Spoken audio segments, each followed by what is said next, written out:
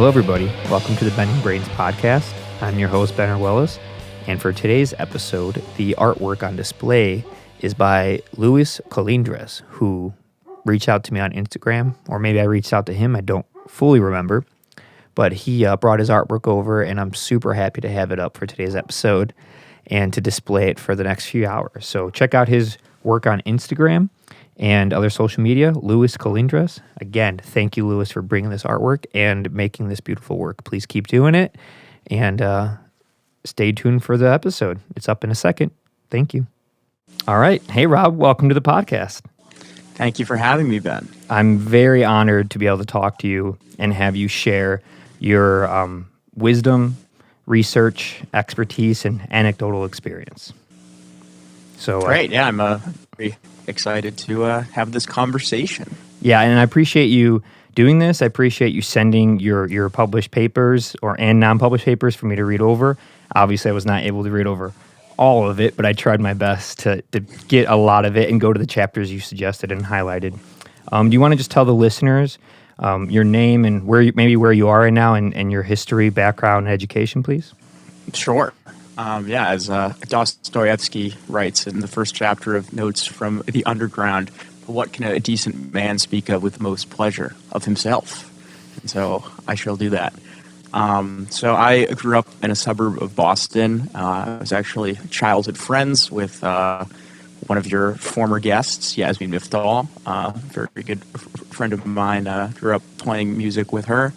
And I graduated from the public high school here in town, and then I went to Harvard College for my undergraduate degree, where I majored in government and had a secondary in music.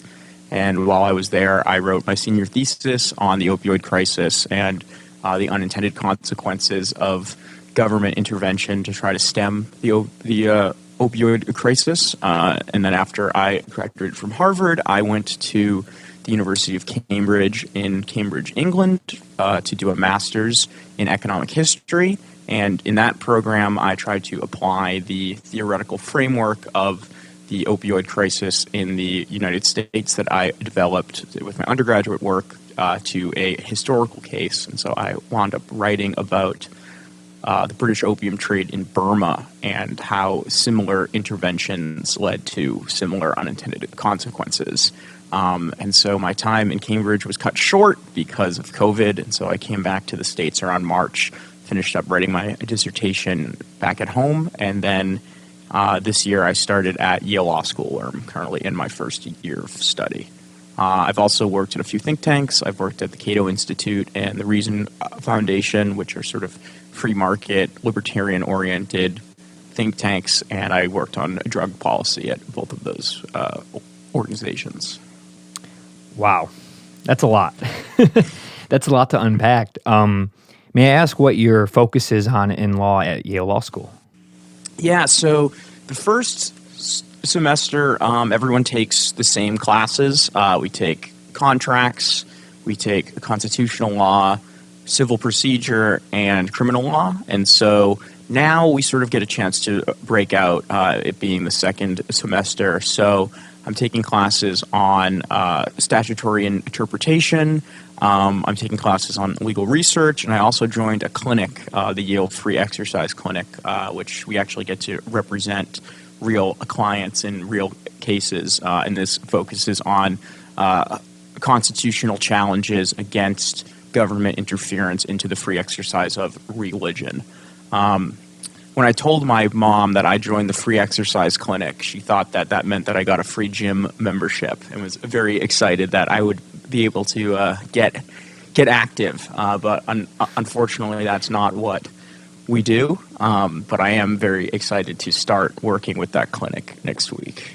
That's amazing. Well, good for you. And congratulations on your master's from Cambridge. That's amazing. Thank you. Yeah, so I guess we'll just go into it. You clearly have a large resume of research that you've done with drugs, all kinds of drugs. May I ask yourself, you could answer this or not answer this, are you a drug user of any kind? I actually am not, and I think that's what makes this really interesting, is that I don't really have a personal stake in this, other than I think it's a very It's a very widespread issue that touches a lot of people. And from what I've found through my research is that the government interventions to try to prevent people from choosing for themselves to use these drugs have made drug itself much more dangerous. And so even though I myself am not a user, I think that because so many people are and because so many people freely choose to be, that it's still worthwhile that my work could potentially help reduce harms for that population. Yeah, I think you're probably one of the perfect people to have on here since you're not a drug user, so you have this unbiased thoughts on it, purely based on education, research, data, analysis, and yeah. So like, I think you might be a perfect person to talk to about this because you have no you have no game, you have no stake in this game. That's very fascinating. So you know marijuana nothing at all? No, I just feel like I have to focus on school so much that I don't have time really. No, I mean you're not wrong.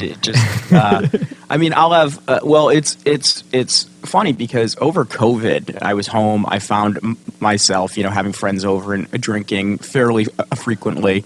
My drink of choice is a Captain and Coke. And so I would have friends over. We would sit outside, have some beers, and then when I got to law school, it just stopped basically. And I think it was just sort of the perfect storm of, well, it's COVID, so there are no bars open. At Yale, we can't really have people over because there are so many restrictions. And my roommate doesn't drink, so it would either be me drinking by myself in my room. Or just not really doing it, and so I sort of stopped drinking to a great extent while I was at school. When I was at home over the holidays, of course, I would enjoy a social here and there. But yeah, I think that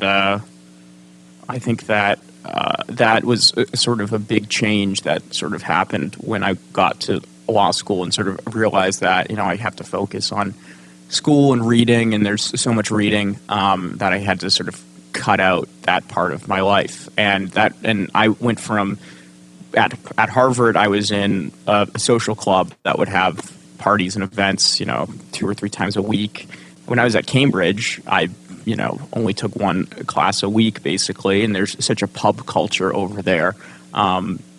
Which was fantastic. Just their sort of attitude towards drinking in England is so different and so much oriented against the binge drink that we see in the college setting here, and much more towards the social aspects of going to the pub, seeing people, listening to music. So that was actually a really great experience. But I went from that to sort of having alcohol be such a part of my social dynamic to it just being absent, and so far I'm fine with that. Yeah, it's definitely hard to be going to these types of universities and colleges and starting to become a lawyer while you're trying to recuperate from hangovers and partying. It's not really ideal, and I prefer that the people who have the leading careers and research in this country to actually have been present for that education, and actually take it in and not just be winging it. It's kind of important. So what are your thoughts on, so you were a regular or have been a regular drinker. What are your thoughts on alcohol versus these other drugs when you know the repercussions of too much alcohol? Like you were saying, the college binge drinking attitude of America and the problems it leads to, people, doing stupid things in their dorms or their cars or fighting or sexual issues that come arise when you drink too much and you are making mistakes. What are your thoughts on alcohol being legal and other drugs that clearly aren't nearly as detrimental to health, emotionally, physically, and mentally? Right. I think that comes back to the prevalence of alcohol in our culture, right? I do think that alcohol has a greater cultural staying power than a drug like marijuana.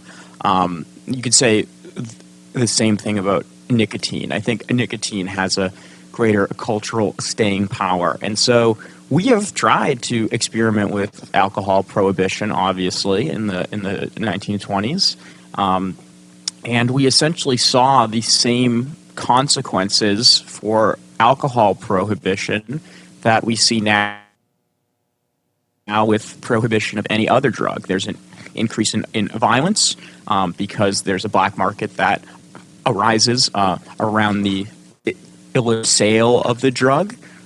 There is a decrease in quality control. One of my mentors at Harvard, Professor Jeffrey Myron, wrote a paper about 10, 15 years ago studying incidences of cirrhosis, which is the liver disease that occurred during Prohibition. And he found that in many cases, Prohibition actually led to increases in cirrhosis because people were taking unadulterated alcohol, people were making moonshine, people were drinking rubbing alcohol or anything that they could get to get drunk. And so that led to one could argue more harms than were created in a legal market. And so I think that is exactly what we're seeing today with other drugs, but also on college campuses. It's basically what we're seeing with alcohol. Among people who are not old enough to legally drink at a bar to go out and buy beer, people in dorm rooms will drink whatever they can get their hands on. Usually it's low-quality vodka, Rubinoff, things that are, as far as alcohol goes, these are probably the most dangerous or lowest quality. People come into school sort of thrust into this culture where drinking is such a large part of it, and they don't have much experience with it. And I think that obviously leads to a lot of safety issues in that people don't know what their limits are. They don't know, I shouldn't mix wine with vodka. I just thought that would be a good thing. And people just, can get very sick and can potentially put themselves in very dangerous situations. And I didn't really see that happening in England, which was interesting because in England, obviously, the drinking age is 18. So everyone can go to the pub once you're in university. And so instead of people, trying to slam 6 Rubinoff shots before they go out without their RA seeing, you just go out and you go down to the pub or to the nightclub and you order your 12-pound drinks there. And it's just... By pounds, you mean currency, right? Pounds as in quid. They're a currency. Yeah, yes, just not wanted to clarify. Big drinks. Before we go on, could you do me a slight favor, Rob, and tilt your what? mic? Do me a slight favor before we keep moving forward, just so people who are looking, if you could just tilt your mic sideways, like a little bit off axis, move that, just so we could see your face, because it's kind of blocking a section of your face. If you could maybe move that arm a little bit to the side. Yeah, let me see. Just something like that. Yeah, like that. Perfect, and just get that to the side. Yeah. Oh, I can go this way. Didn't want to cut you off, but I was like, if someone's watching it's this. okay. That's like you just tilt it to the side. There we go. Is it going to stay? Okay. Can you still hear me? Yes, that's better. Thank you. Okay. All right. Yeah. Sorry, keep going where you were. Yeah. Just the culture around drinking in the university in the UK is much different, and I think that is something that we as a country should look towards trying to model, is lowering the drinking age to 18. It doesn't really make sense to me that you can die for your country at 18, but you can't die from a alcohol binge, so to speak. You can do a lot of things at 18. Mm-hmm. You can do a lot of things at 18 besides drinking. You can vote. Like you said, you can go to war. You can go off to college. You can open up credit cards. You can try to get a loan. You can try to buy a house. You can do a lot of stuff at 18. Right. But you can't consume something that is prevalent in all cultures across the globe, most cultures.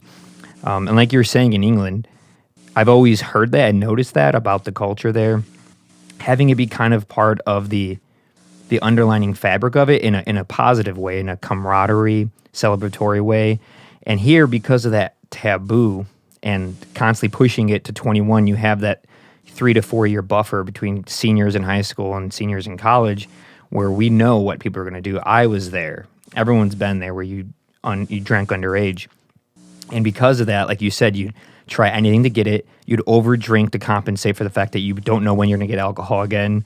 You know, you'd sneak out people's alcohol. You'd get the really, really, really cheap stuff. You'd mix things. You weren't educated on it.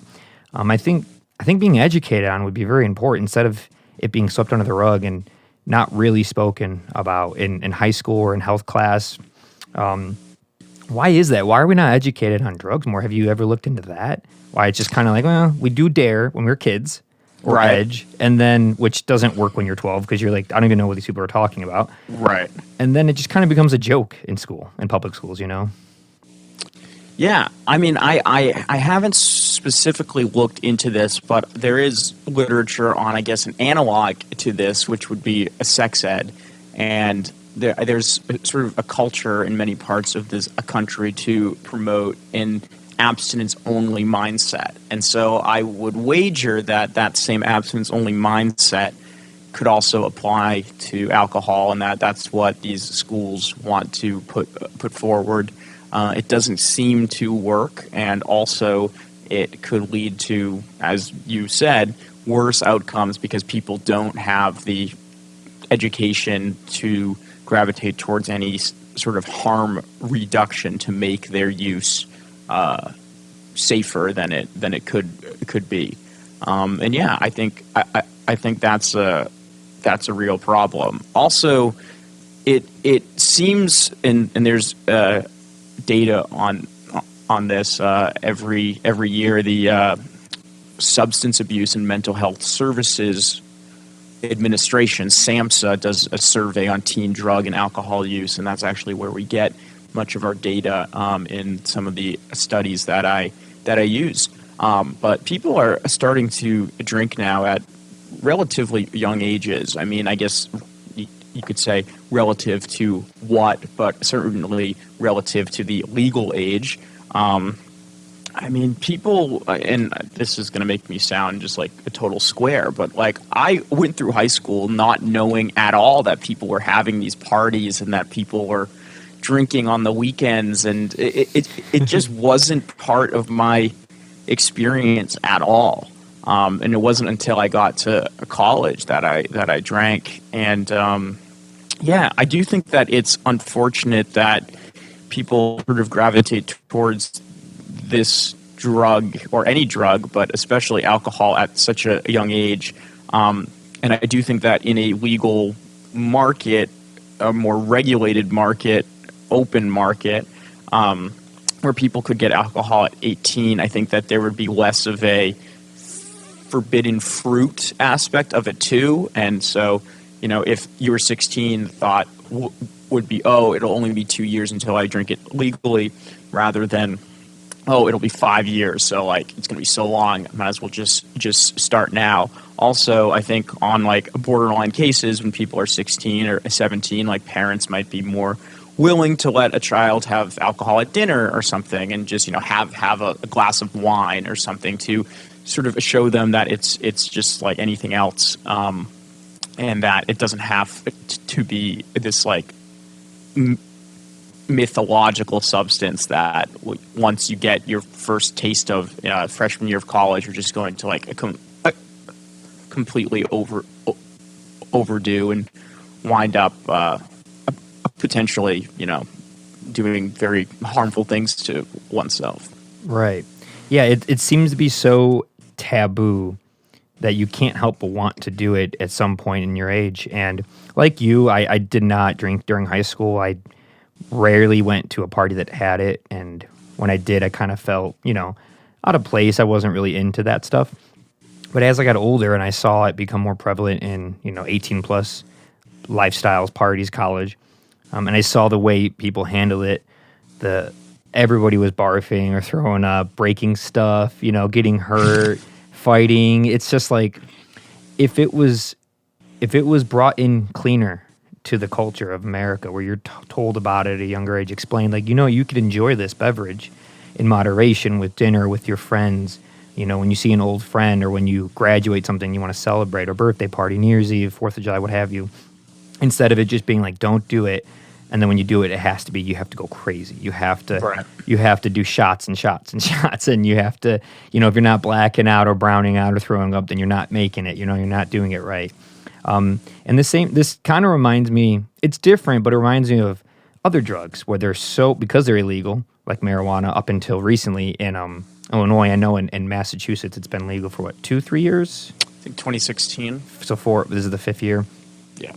And are you in Connecticut right now? The rollout took such a long time, and that I'm sure we'll get into how the state legislature tried to sort of hold it up for as long as it could, which was just awful. Yeah, the same problem here. Terrible, yeah. Same problem here. I'm sure it's a problem in many states where, they'll make it legal, but they'll make it next to impossible to get a hold of, to buy. You have to wait in line. You have to register online. You have to pay cash. It's hard to get the licenses, so you essentially have to be probably a more wealthier business owner to even get a license to sell it, whereas you can go to any small corner store where someone who was clearly an immigrant from another country, barely speaks English, has an alcohol license, and they sell alcohol just fine. Right. But to go get marijuana in Illinois, at least, I'm speaking specifically about Illinois, it's only in a handful of locations. It's very expensive, $40 for an eighth of marijuana, so 3.5 grams. And it's or $88 for an eighth. My bad, I was way off. $88 for an eighth, which is insane because you can get it for $70 for a fourth on the streets, and it's insane. It's double the amount of marijuana and more than double the price. Sorry, half the amount of marijuana, double the price. Right. I'm misspeaking here, but yeah, that's crazy. That doesn't make any sense at all. So it's forcing everyone I know to just still buy it from people that they know on the streets. On the streets, Exactly. It's not even that bad anymore, but you know what I'm saying? Like, it's ridiculous. It's like, what are they doing? Well, because of that, because of the high taxes and the high barriers to entry for people to open shops, obviously, as you said, the prices are high and the black market will persist. So because of that, because there's no price parity, the benefits of legalization do not come to pass, because the whole point of legalization, in my mind, is to make the drug use more safe than it would be if sold illicitly. And if people are continuing to buy from drug dealers, then drug dealers will continue to sell, and you still have the violence, the lack of quality control that would come from any other black market. And so I think what these legislatures are doing is that they're sort of, well, first, I think a lot of them just don't really know much about the issue, in that many of our legislators, both at the state and the federal level, are old. They don't really know how prevalent marijuana use is. They just sort of have this, I grew up in the 60s, this is what all the hippies use, so I don't think we should have it. They're not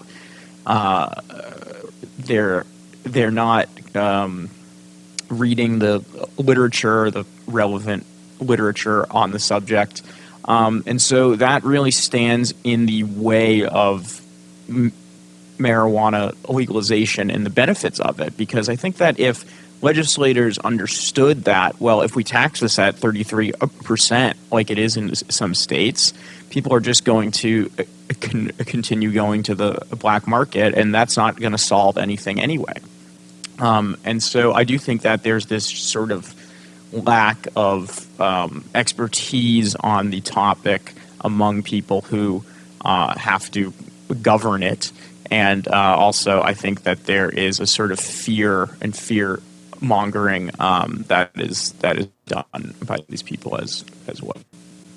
Yeah, it's very odd, because the whole point to regulate, like you said, is to have a control on the market, make it safe. We all know what's in it. We know how much CBD to THC to any other content is in this drug or this plant. We know where it came from, how it was cultivated. It was all done legally and properly and safely. And for some reason, we know how easy it is to plant and grow marijuana. It should not be, $90 for an eighth of marijuana. We know that because you can buy it on the streets for way less. Yet it still is, and it's not really. It hasn't changed anything. And granted, the marijuana black market, at least where we are, I don't think it's quite as dangerous as like heroin and methamphetamine and cocaine.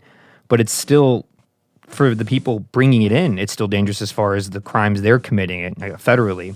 Because a lot of it doesn't come from this state. The state's not the best for growing marijuana climate-wise. So it has to come in, and that's committing federal crimes, bringing it across state lines. So people bringing it in to just get it to the people that want it anyway, they're committing these heavy crimes that I don't think should be the crimes they are. And you can go to jail, you can go to prison.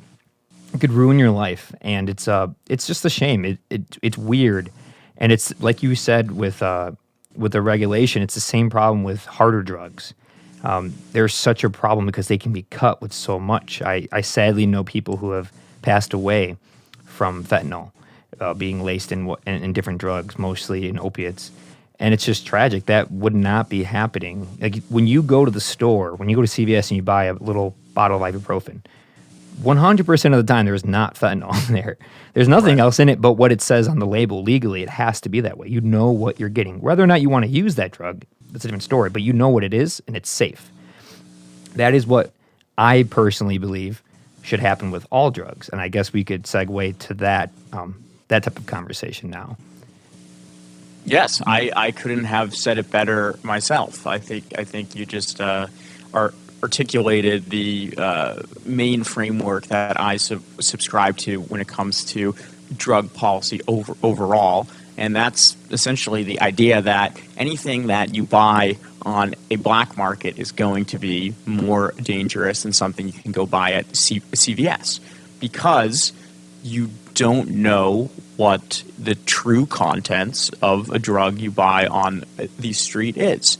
And exactly what you said, the reason that we are in a opioid crisis right now is not, by and large, is not because people are overdosing on oxycodone or other drugs you can get from a pharmacy. It's because people have been cut off from those prescription opioids and then still have a demand for their drug of choice. They turn to the black market. They buy heroin, which is cheap and pretty readily available. And when they use that heroin, they're unable to know the true contents of it. Oftentimes it's being cut with fentanyl because drug dealers have an incentive to move fentanyl as opposed to heroin because it's much more potent. You can get 10 times more of the potency in the same volume. That's what's known as the Iron Law of Prohibition, created by a scholar named Mark Thornton. His idea was that if it's going to be illegal to possess these drugs, drug dealers are going to have an incentive to move more potent drugs because you can move the same potency with a smaller volume and make it less likely that you're being caught. And so I think that's why we've seen in marijuana as well, the black market THC potency has gone up fairly drastically over the past 20 years or so, maybe even longer from the 60s on, and that people are using much more high potency THC because there's an incentive to move that sort of marijuana because you can actually have less of it and still sell that same potency. So I agree with everything you said. I think you articulated it well. And so I think that is the main harm of opioid prohibition is the quality control issue that comes from not knowing what's in the substance. I think it's a bit different for marijuana because it's fairly unlikely that fentanyl is going to be laced in marijuana. And so I think the bigger issues with marijuana are about crime, are about the violence, and are also about the resources that governments spend on policing the use of a substance that's pretty harmless. Quite harmless, and many, many people are in prison and jails and waiting in courthouses as we speak because of something related to marijuana. And it's kind of hysterical when you smoke it and you're with friends and you smoke it all the time or here and there and you just see like zero harmful things happening and you're like, people go to jail for this? People have gone to prison for a long time? There's a huge difference between that and any type of opiate or other stimulants such as cocaine or methamphetamine as far as what it can be cut with, just based on the culture around it first and foremost. The culture around marijuana is like kind of hippy dippy and it's kind of chill and it's kind of like, hey man, here's this plant, like, you know, you give me your $20, here's the plant, enjoy it, you know, have fun. It's not like some sketchy thing in a bag that's like powdered and cut down and don't really know what's in it. Everyone knows what's in marijuana. No one's cutting that stuff most of the time. I've never heard of anybody doing that. And I know a lot of people who smoke marijuana, and so it's kind of interesting. But the harder drugs, the ones that do have more overdoses and people that can be abused more, and they have more detrimental health effects to the brain and to the internal organs because of what they're cut with, kind of like prohibition with alcohol, what it was doing to the liver. Same thing goes on with other drugs. If you had a pure, clean cocaine product from a coca leaf from Colombia without cut with anything, I'm sure it's way less harmful to your nose, to your brain, to your organs, to your lungs, to your heart, everything. And that's like what happens with alcohol. Like I said on the last podcast, I have enough, you know, bourbon in my bedroom to go kill myself. I could just go drink it until I pass out and maybe throw up and no one's there to help me and I die. But I can't go buy some LSD that's properly synthesized by scientists in a lab and I know what's in it and I know how many milligrams of whatever is in it and so forth.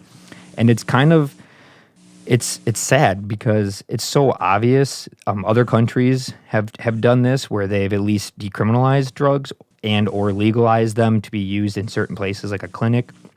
And the results are amazing because you get rid of that black market crime. You get rid of people trying to cut it to have less product in it but make the same amount of money or if not more money because it might be more addictive. You lose a lot of that, and you also lose a lot of the actual germs and filth that comes along with needles and other drugs that maybe some type of devices you might need to use so you can get hepatitis C or other types of viruses and or dangerous things that are bad for your health. What would you say? So maybe let's talk about Spain more. I know you've done some more research on this. If we could, for the listeners, I forget they might not know exactly what we're talking about, but legalizing all drugs, if you wanted to take that baton and go forward with it. Yeah, so I think it was in 1991, Portugal decriminalized all drugs. I'm not sure what the regime in Spain is. I meant to say Portugal, my bad. Okay. Yeah, that's right. So Portugal decriminalized all drugs possession, and they had a dramatic decrease in, as you mentioned, both in overdose deaths and also in incidences of HIV and hepatitis C, because people didn't have the incentive to shoot up with shared needles. People didn't have to shoot up at all.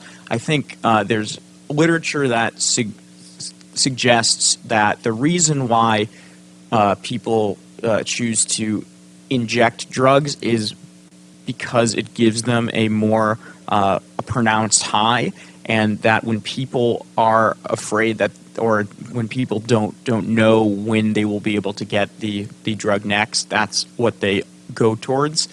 Whereas if you had a more reliable supply, people might be more likely to take a pill or to smoke something which would have a lessened effect, but would be delivered in a safer manner. So personally, here comes a hot take, perhaps, but personally, I don't think that decriminalization goes far enough. And the reason for that is decriminalization, at least in the U.S., by and large focuses on decriminalizing possession of a drug in small quantities. So that does nothing for the people who are making it, the people who are moving it, the people who are selling it.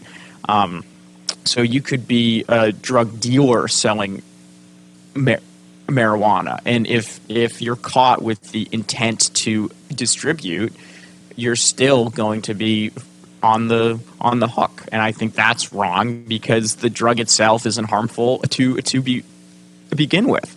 Also, I think that there's sort of an equitable question here, is that we're bailing out the people who are buying it, but not the people who are consenting to sell it. And any sort of a transaction like this is a consensual relationship where one person has to sell it and one person has to buy it, and yet we're really only helping out the people who are buying it and not those that are producing it, moving it, selling it. Lastly, as we've mentioned several times, the quality control benefit come a criminalized market because you still can't legally advertise your substances. You can't. Your drugs aren't subject to FDA oversight. You can't put up a store and sell it. So there is still going to be the need for violence to settle disputes. You can't take someone to court for ripping you off. You thought you were buying cocaine and it actually turned out to be sugar, even if it's decriminalized and you won't go to jail for buying that drug. You can't take the full benefit of what a legal market for that substance would look like. And so I think that decriminalization is this great compromise that people tend to move towards, and that we're seeing happening in many states, although marijuana at the state level has more and more become fully or as close to it as the legislature will let legalized. But Oregon just voted to decriminalize, I think, all drugs, certainly to decriminalize hallucinogens. And so I think that's great. That's a step in the right direction. But that is not going to bring the same perceived benefits as a full legalization would. Right. It is kind of like it's just a Band-Aid, really. It's a nice, well-wrapped Band-Aid, decriminalization.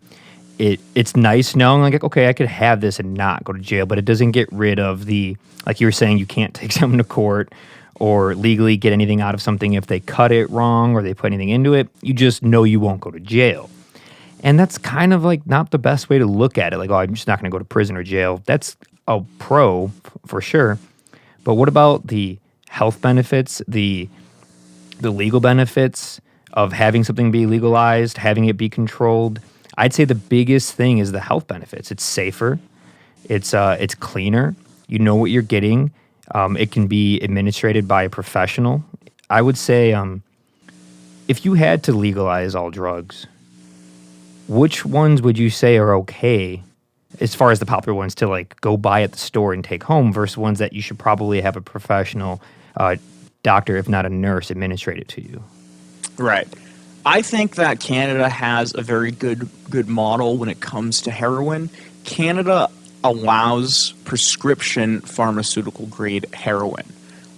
So if a doctor knows that somebody is addicted to a substance and believes that they are going to continue to use and try to seek out the drug on the black market, the doctor, rightly so, I think, believes that having this person take a pure form of heroin is going to be more safe than them having to go out and buy something that could be potentially cut with fentanyl. And so I think that is a good model to move towards. It is very rare in Canada still. It's not like doctors are writing out heroin prescriptions willy-nilly. But I do think that right now the biggest problem that we're having with opioids is that people are cut off from legal opioids and then move to the black market, which is much more dangerous. I think that's a large reason why methadone is sort of seen as a safer alternative to heroin. Methadone is actually very similar in its chemical makeup to heroin. The reason that it's safer, really, is because you can have it under the supervision of a doctor, and that you're getting a pharmaceutical grade drug that is not going to be cut with something dangerous. And so I think that's sort of the mindset that our policymakers need to be in, is to accept that there is a great portion of the population that either because they need to treat chronic pain, or they are addicted, or they just want it for recreational purposes, are going to seek out opioids for whatever reason that may be. And I think we as policymakers need to reduce the harms as much as possible to make it as safe as possible for those users. They're going to do it anyway. People are going to find a way. A small portion of the population, not everybody, is going to find a way to get some type of drug, maybe because they have a mental illness, maybe because they've gone through a lot of pain in life and they just don't care about themselves or their health or their whereabouts. Maybe they have no parents around to guide them and give them influence. Maybe they're just curious and they've heard good things from people they trust. And this happens at many different stages of life. I personally took a long time to get into trying any drugs. I'm glad I did, but I did because I was just kind of in fear of it, kind of uneducated on it, and I just was okay with just taking life in reality as it was. But as I got older and I experimented mostly with hallucinogenics. I don't know why I said psycho. Hallucinogenics like marijuana, edibles, LSD, and mushrooms. Those are the only ones I've ever taken. I've noticed, how harmless they actually really are. Again, coming from someone who just did not do them for a long time because I thought they were really dangerous, so I didn't do them. And then I bit my tongue and I tried them, and it changed my complete perspective on the whole thing. And I've never done any opiates of any kind, even when I got hurt and I was given Vicodin, and I just didn't take it. I didn't really want to. But I know there's people who are concerned when you say legalize all drugs, because there are drugs that are legal and they become problems, like oxycodone, Vicodin, codeine, even morphine, and they become problems. What's a good middle ground between how addictive and amazing opiates can be to where they can just be administered properly and not be such a problem where you leave the hospital and you don't need to go back to get more? You're not seeking it because you were on it for too long.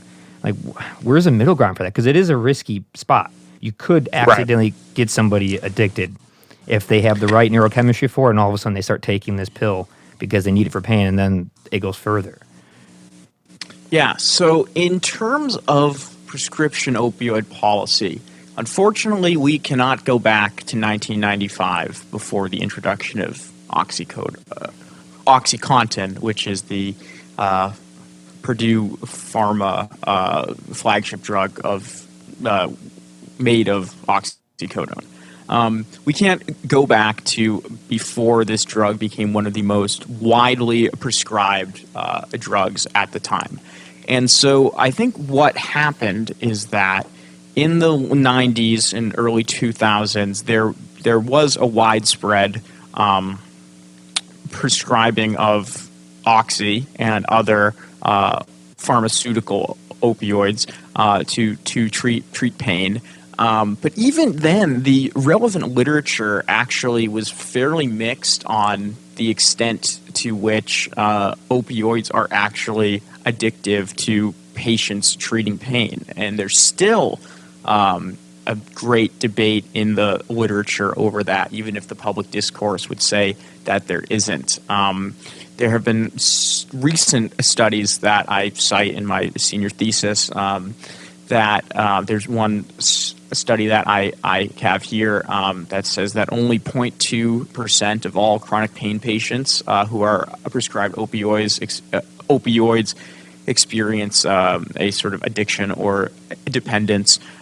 So I think that the numbers are much lower than what people in the popular discourse would lead you to think. But I think we do, as a society, have a bit of an opiophobia in that people know, oh, my friend's cousin, he got hurt, he was a football player, he hurt his leg, and they gave him oxys, and now he's a drug addict. I mean, people have stories like that, but by and large, I think that a lot of harm has come from opiophobia in that people who would like to treat their pain can't.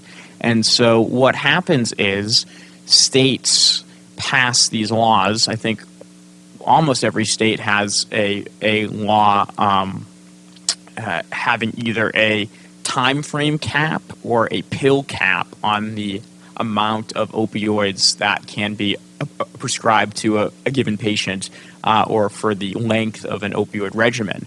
And those are across the board blanket restrictions. I mean, those can't possibly be tailored to the one patient that a doctor is treating at a given time. And so say I was in chronic pain, I just had back surgery, and my state has a 14-day cap. It becomes day 15. I legally cannot get my opioids. The government treats me like a drug addict. And the only thing that I can do is try to seek out, if I'm lucky, I have a friend that has some extra oxys. If I'm like most people who are in this situation, I have to go on the black market and try to find heroin, because that's the only thing I can get to get me out of bed in the morning. And so I do think that even when we're trying to find a middle ground, even when we're trying to find some compromise between widespread opioid prescribing and draconian restrictions, what tends to happen is that any sort of blanket restriction is going to create harms and very detrimental consequences for the people who are still cut off by them. And so I do think that it needs to happen on a patient-by-patient basis. I think that doctors need to be obviously more responsible in their prescribing, that they shouldn't try to be motivated by profit incentives to push these drugs. And as we've seen, that's much easier said than done. But I would honestly, I think that harms would be reduced if a patient was addicted to opioids and maintained on them by a doctor forever, rather than having them be arbitrarily cut off by the government and then forced to go take heroin or a fentanyl and risk the potential of overdose. Prison, probably nothing worse than being a drug addict of some kind, of maybe a heroin addict. You get caught up, you go to jail, and now you can't do it. So you're going through withdrawal. You have this federal incarceration brand on your forehead. And you might even have a mental illness because of the combination of all of it, because of having to go towards heroin. Who knows? But doing that to people doesn't help society. It doesn't help them. Why would anybody get better from that type of circumstance? Mentally, emotionally, physically. You see it time and time again. And like you said, sometimes you might need just a little bit of pain management. Maybe marijuana doesn't cut it, because marijuana is great for reducing pain and inflammation. But it might not cut it. Some pain is excruciating, and maybe you broke your femur, Marijuana might not cut that. Or you have like a slipped disc, something really, really heavy and bad. You might need really good prescription drugs to help with that. But to be cut off or not be able to get them properly, it's a crime that the medical system and the government is doing against its own citizens and people. And it's really sad, and I don't know why this happened. It's just a bunch of misinformed people that are out of the loop of how these things work? I mean, why aren't people who are more educated on this manner, like yourself, the subject matter, being the people that are in Senate and the House and running for the senators for their states and governors? Like, why is it these other people who don't have much experience with this, obviously, because they don't do much to stop it or to try to help it, to try to mitigate this black market? We all know there's a power vacuum in the black market when you make something illegal or legal. Now there's more room for other things to come in. It decimates neighborhoods when their main source of business is the black market. The black market is literally a market. It is a business structure. There's a hierarchy. There's a supply and demand. It's just all illegal. But it's the same thing as you get when you go to any store. And those stores are all legal. Everything they do is legal. But for some reason, this one is not, merely because someone put in law that you cannot do this. And it totally screws over people who are disenfranchised or who are of lower income, less educated, who need an outlet, and it's quick. They don't know any better. It's relative to their existence, and it's relative to their culture, and it's what you know. They're not educated on the subject. They don't realize the ramifications of what they're doing, or they're told their whole life the ramifications of what they're doing are not that bad because stick it to the man because it's the police and who cares about them. That doesn't help anyone either. There needs to be education on both sides, which is kind of funny because the people making the laws think they're so educated because, you know, maybe they have master's degrees from Cambridge. Just trying to poke fun at you. But you know what I mean? And then you have people on the other end who are high school dropouts selling these drugs, and they also need to be educated, but for a different reason. They need to know that what they're doing is not going to help them. It's not a good investment in their future. There's better facets for them. But what they're doing should not be a crime to begin with. It should not even be possible. They shouldn't have to go smuggle heroin and then sell it on the corner or sell it through some weird secret place to get by in life. So there's problems on both sides, in my opinion, and across the spectrum. People need to be educated. It's why I wanted to do this podcast to begin with, and why I want to do this episode specifically with someone like yourself. People need to hear this from someone who, A, doesn't do drugs, you've only drank recreationally, but is highly educated in this manner and is studying to be a lawyer. So you are someone who people need to hear more from. What would you say if drugs were legal? Because I know this is a concern people have, especially like parents. They wouldn't promote it and have it be commercials on TV like they got rid of cigarette commercials and there's not marijuana commercials. So, like, it wouldn't be that type of thing where they're making it part of our American culture, right? It wouldn't be like, oh, let's go to Jewel Osco and pick up some heroin so we can have it at the Sunday afternoon barbecue for the football game. Like, that's not what it's going to be like. It's going to be treated just like all other drugs. But I'm concerned about Big Pharma stepping in and exploiting this, knowing they have the control over the market and doing things to these drugs. Not cutting them, obviously. They're going to be super clean, but over, like, raising up the price on it, pushing doctors to push these drugs even more on people. That's the thing that concerns me most about legalization. What are your thoughts on that? I know I just rambled a lot. Right. No. So I definitely think that is a genuine concern. What I think would happen, and what the literature shows, at least about marijuana use, which is, I guess, the only drug in recent memory that we have to look at as a natural experiment as to what happens when you legalize drugs. I think that if we were to legalize heroin, I think what would happen is that you would see use go up a bit. It's more widespread. It's more easily available. But you would see overdose deaths dramatically go down. I mean, I would say right now it's at around 70,000 per year. I say you would probably get that down to about 20 or 30,000, which is around what the share of prescription opioids are. And so the prescription opioid overdoses is sort of a good proxy of what opioid overdose deaths would look like in a legal market, because those, by and large, are sold legally. But right now, the lion's share of opioid overdose deaths are coming from synthetic opioids like fentanyl. And so if you were to make those illegal, obviously you would not have the same problem of people taking heroin cut with a fentanyl, and you wouldn't have people overdosing through that manner. So I think that presents a big policy value judgment. Would you rather have fewer people dying but more people using, which I think would happen under legalization, or what we currently have now, many more people dying or marginally fewer people using? And so right now, the status quo is obviously towards the latter. I don't think that that's the right call.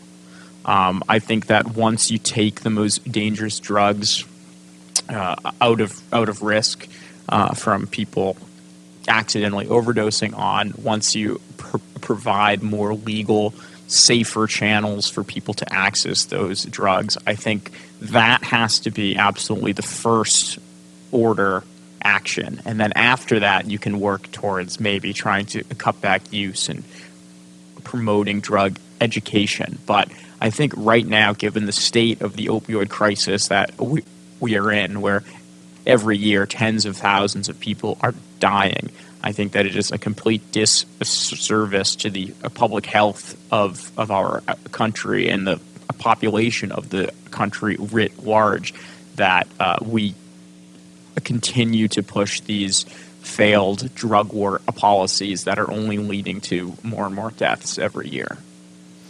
So you said that with opiates or drugs being legalized, you would see maybe a decrease from 70,000 overdoses a year to 20 to 30,000. Now, those 20 to 30,000, are they because they mixed it with something else? They didn't follow the doctor's orders? The doctor misguided the patient, or maybe miscalculated the what they needed based on their mass and age and genetics? What would you say those 20, 30,000 overdoses come from if it's all legal?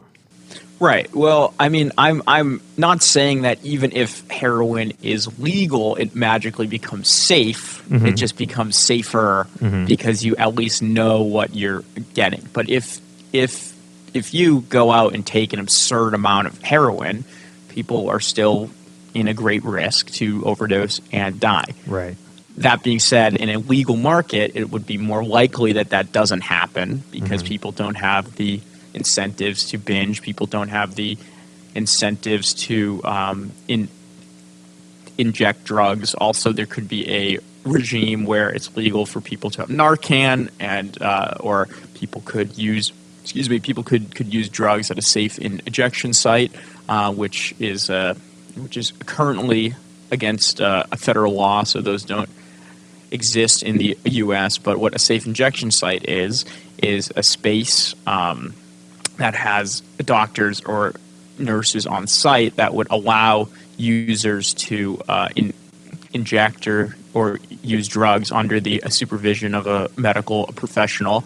And if something were to go wrong, the doctors or nurses would be on hand to provide emergency care. So there, I think still because drugs are not completely 100% safe, even though we would create a safer world, there would still be accidents and still be deaths, just not at the crisis level that we're seeing right now. Right, and you can't do anything about the people, the small percentage of people who have severe mental illness and who might just use the drug to kill themselves, like deliberately. Right. And that's a huge thing with heavy duty pills. It's because it's so easy to do. You know, it's hard to do with Tylenol. It's super easy to do with heroin or fentanyl or OxyContin. And it doesn't appear that the optimal number of drug overdose deaths is 0, right? Because if it were 0, then we couldn't have the drugs, and people couldn't derive any of the benefits from them. You couldn't use opioids for pain management. So there's, like any substance, there's a cost benefit between how many lives you want to risk for how many other lives you want to benefit. And it's a very sort of weird thing to it's dark. put this value on life and create this utilitarian weighing. But it's the same thing for traffic fatalities and cars. If you wanted 0 traffic fatalities per year, you would ban cars. You would say no one can drive. Well, that doesn't seem like an optimal outcome. So in many other realms, we do at least implicitly create this value judgment where we're willing to allow X amount of deaths so we can derive Y amount of benefit and think that Y is greater than X. It is sort of weird and morbid to say, but I think that is, what happens, and that's a framework that should be, again, applied to drugs. That, yes, we may be creating more people who are using or addicted to drugs if we legalize, but the benefits that come from that and the vast harm reduction that would come from lowering overdose deaths, I think, is much greater. Obviously, I would love to snap my fingers and say everyone can drive, no one is going to get into an accident, everyone can use drugs, and there's not going to be any harms from that. But obviously, that's just not true. And so we have to sort of balance what interests as a society we have. And right now, I think that we're currently doing that balancing act wrongly. Yeah, you're not legalizing drugs because you just want to have a great time and party and you think everything's going to be peachy. It's to mitigate and lower the risk that is inherent to doing drugs, which you can't get rid of. Like I said earlier, and like you mentioned, forever, at least in recent human history, people have been, doing drugs in some way, shape, or form, taking something, trying something, whether it's alcohol, marijuana, mushrooms, something that's organically found in the nature or synthesized. People will take and have been taking drugs. We're not going to get rid of that. You're just not going to get rid of it. It's too late. It's too embedded in our culture around this globe. So we can do better things with what we have, with the cards we've been dealt.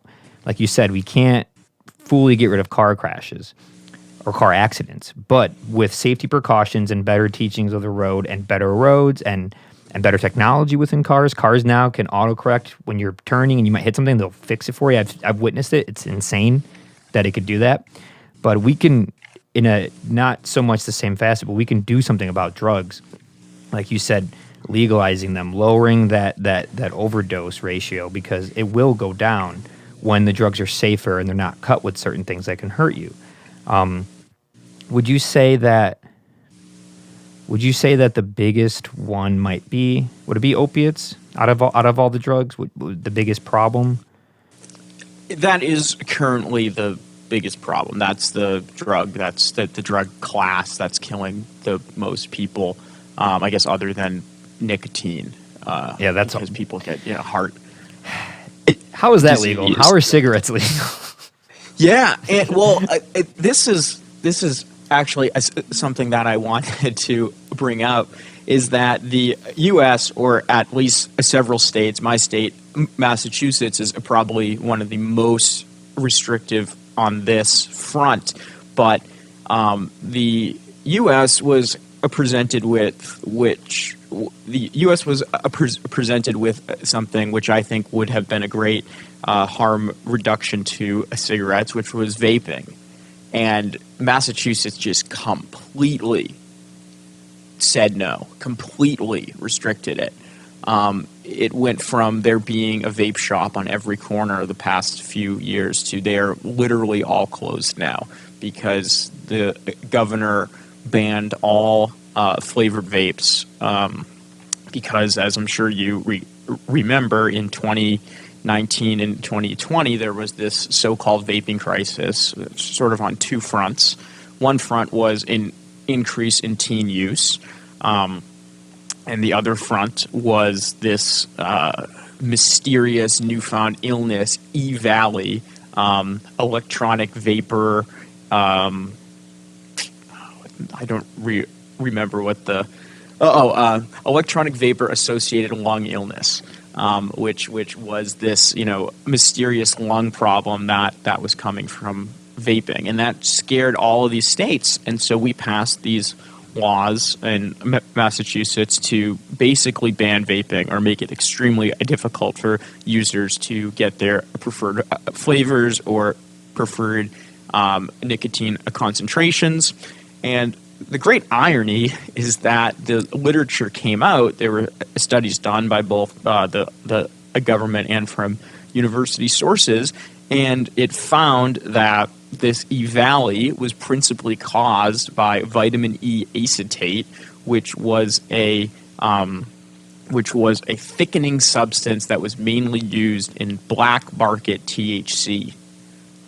So what happened was the government, faced with a problem created by the black market, then turned to outlaw the legal market, only further turning users to the black market.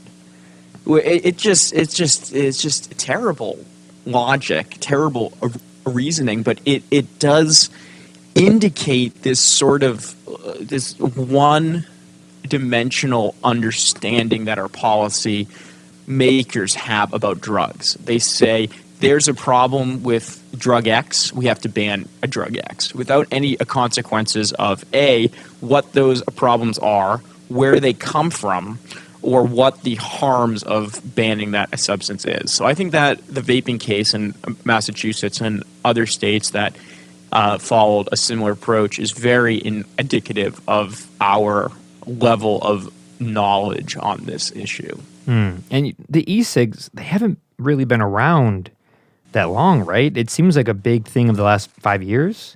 Right. Do we have enough information on it? The first e-cigs came out in, I think, the 80s or the 90s, actually. They were very small. And then over the 2000s, the 2010s was the rise of the big tank ones. And then Juul sort of hit the ground around, I think, 2016, 2017. And they got the bulk of the blame because that became popular with high schoolers. According to the standard narrative, it was because of the flavors. They used to have mango and cucumber and all of these sort of tropical flavors. But a survey among teens actually showed that flavors was like the fifth ranked preference out of like 7 reasons why they vape. It wasn't really a big deal for them. And so again, what happened was Juul took all the flavors off of the market, and they can only sell at least in Massachusetts, they can only sell tobacco, but in all states now they only sell tobacco and menthol. So they've totally been forced to change their entire business, wreck their entire business model because of this idea that they were contributing to this great public health crisis, when in reality, the public health crisis was being caused by black market THC and nothing to do with nicotine vaping. So again, it is just this sort of one-track mind, 1960s Richard Nixon, drugs are bad, reefer madness, without any nuance or appreciation for the literature.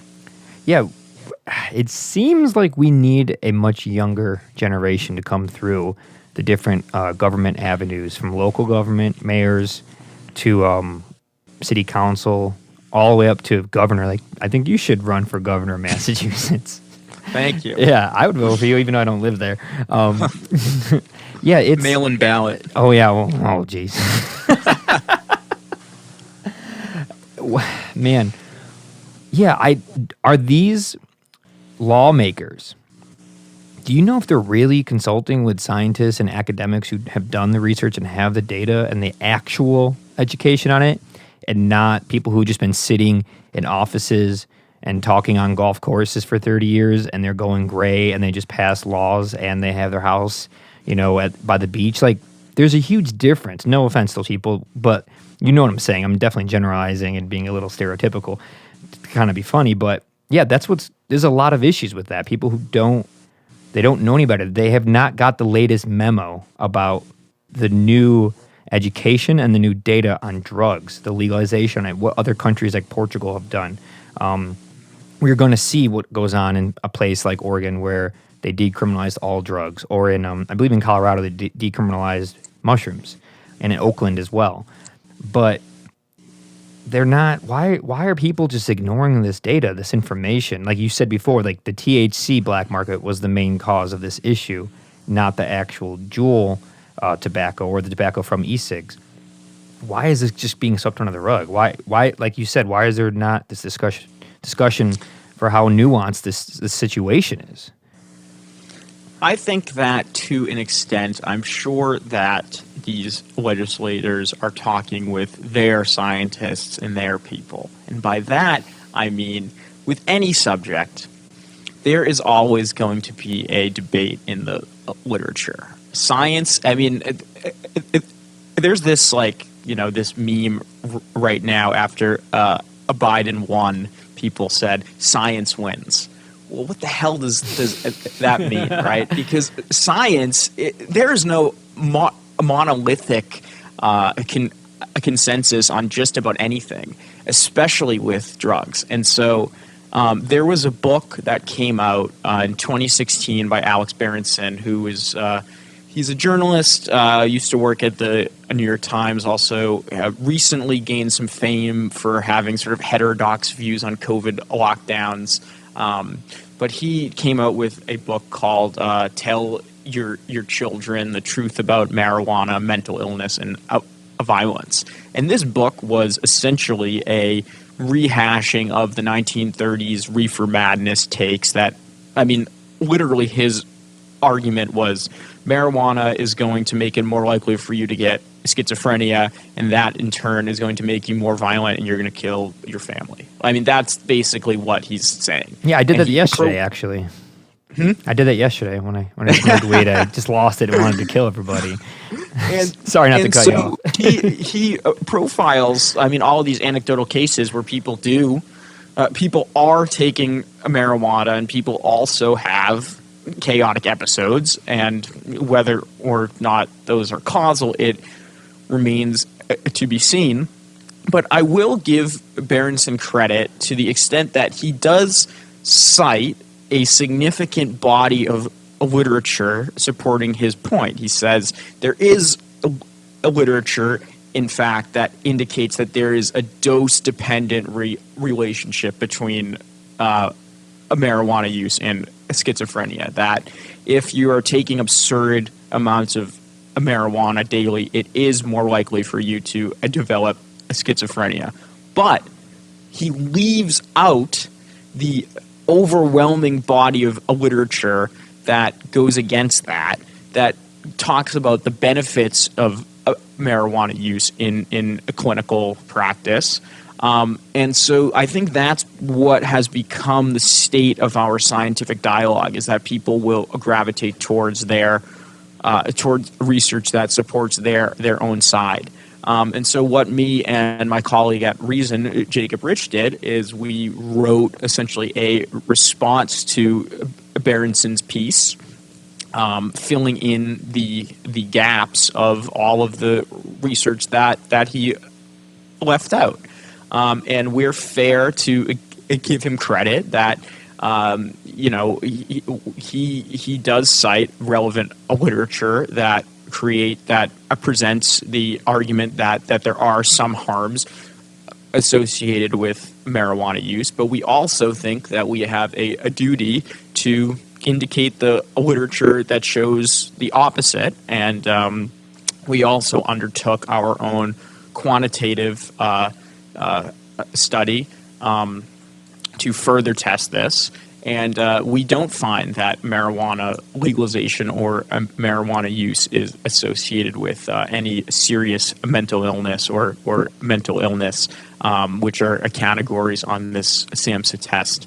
And so it always has to be said that you should take any data with a grain of salt, and that science really is a debate over the methodologies. That's what really matters. What variables is this study using? What methods? Where is there data from? And so that's really something I think that we're missing as a society, is the ability to wrestle with methodology rather than just taking whatever the headline says as the science and running with it. Because on just about any issue, I mean, yes, the Earth is round and gravity exists, but on just about any issue, you can find well-educated, well-credentialed scientists who disagree with another one, and that's the whole point, is to have this debate over the methods and over the facts and over the research and the literature, and try to come out closer to what the truth is. Yeah, I 100% agree with you. And earlier with my statements about, lawmakers being just old white guys. It's true, but I'm being a little facetious. But I agree, like, you should have civil discourse, and there should be disagreements when it comes to data. You should take all the data and compile it and try to come up with the best solutions, the best answers. It's disheartening, but I do see there being a big change. It's going to take some time. Obviously, things are so different from what they were just 10, 15 years ago with marijuana, and even the fact that cigarettes now, like, I don't know if you can buy them in Chicago unless you're 21. So, like, they're just doing things left and right to kind of make it harder and harder. I don't know if that's helping or hurting. It's hard to say. But at the big point of this discussion is the prohibition issue with drugs. And to make them illegal, but have things like alcohol be legal, or cigarettes be legal, or marijuana be legal in this weird gray area where it's super expensive and not really readily available, but you can get it still. What would you say is the biggest hurdle in legalizing all drugs? Would you say it's more or less the culture in America, just being afraid of it, maybe being undereducated in what you've been talking about, not knowing the numbers, not going through DARE and EDGE and health class and having it be told in those places? Maybe your parents not telling you. They're always just saying, don't do drugs because drugs are bad. Because like you said earlier, everyone just goes to that one story they have, or the two stories, like, oh yeah, my good friend at work, his cousin died from fentanyl, or vice versa, like, oh, my brother, he had a drinking issue. Not my brother, but someone could say that. So like they just latch onto that one thing out of 100 or out of 1,000. And that anecdotal experience, it ripples through what they tell their kids, what teachers tell their students, what governors know from their parents telling them stuff, and they kind of just hold on to it instead of being open to the fact that this is very nuanced. There isn't necessarily a right answer, but there are also wrong answers. And I think there's definitely a better way to handle the opioid crisis, the drug issues, the black market. I would go one step further personally to say it might stem from mental illness we need to address first. I don't know many people who are mentally and emotionally and physically stable who abuse drugs. I just don't know that many.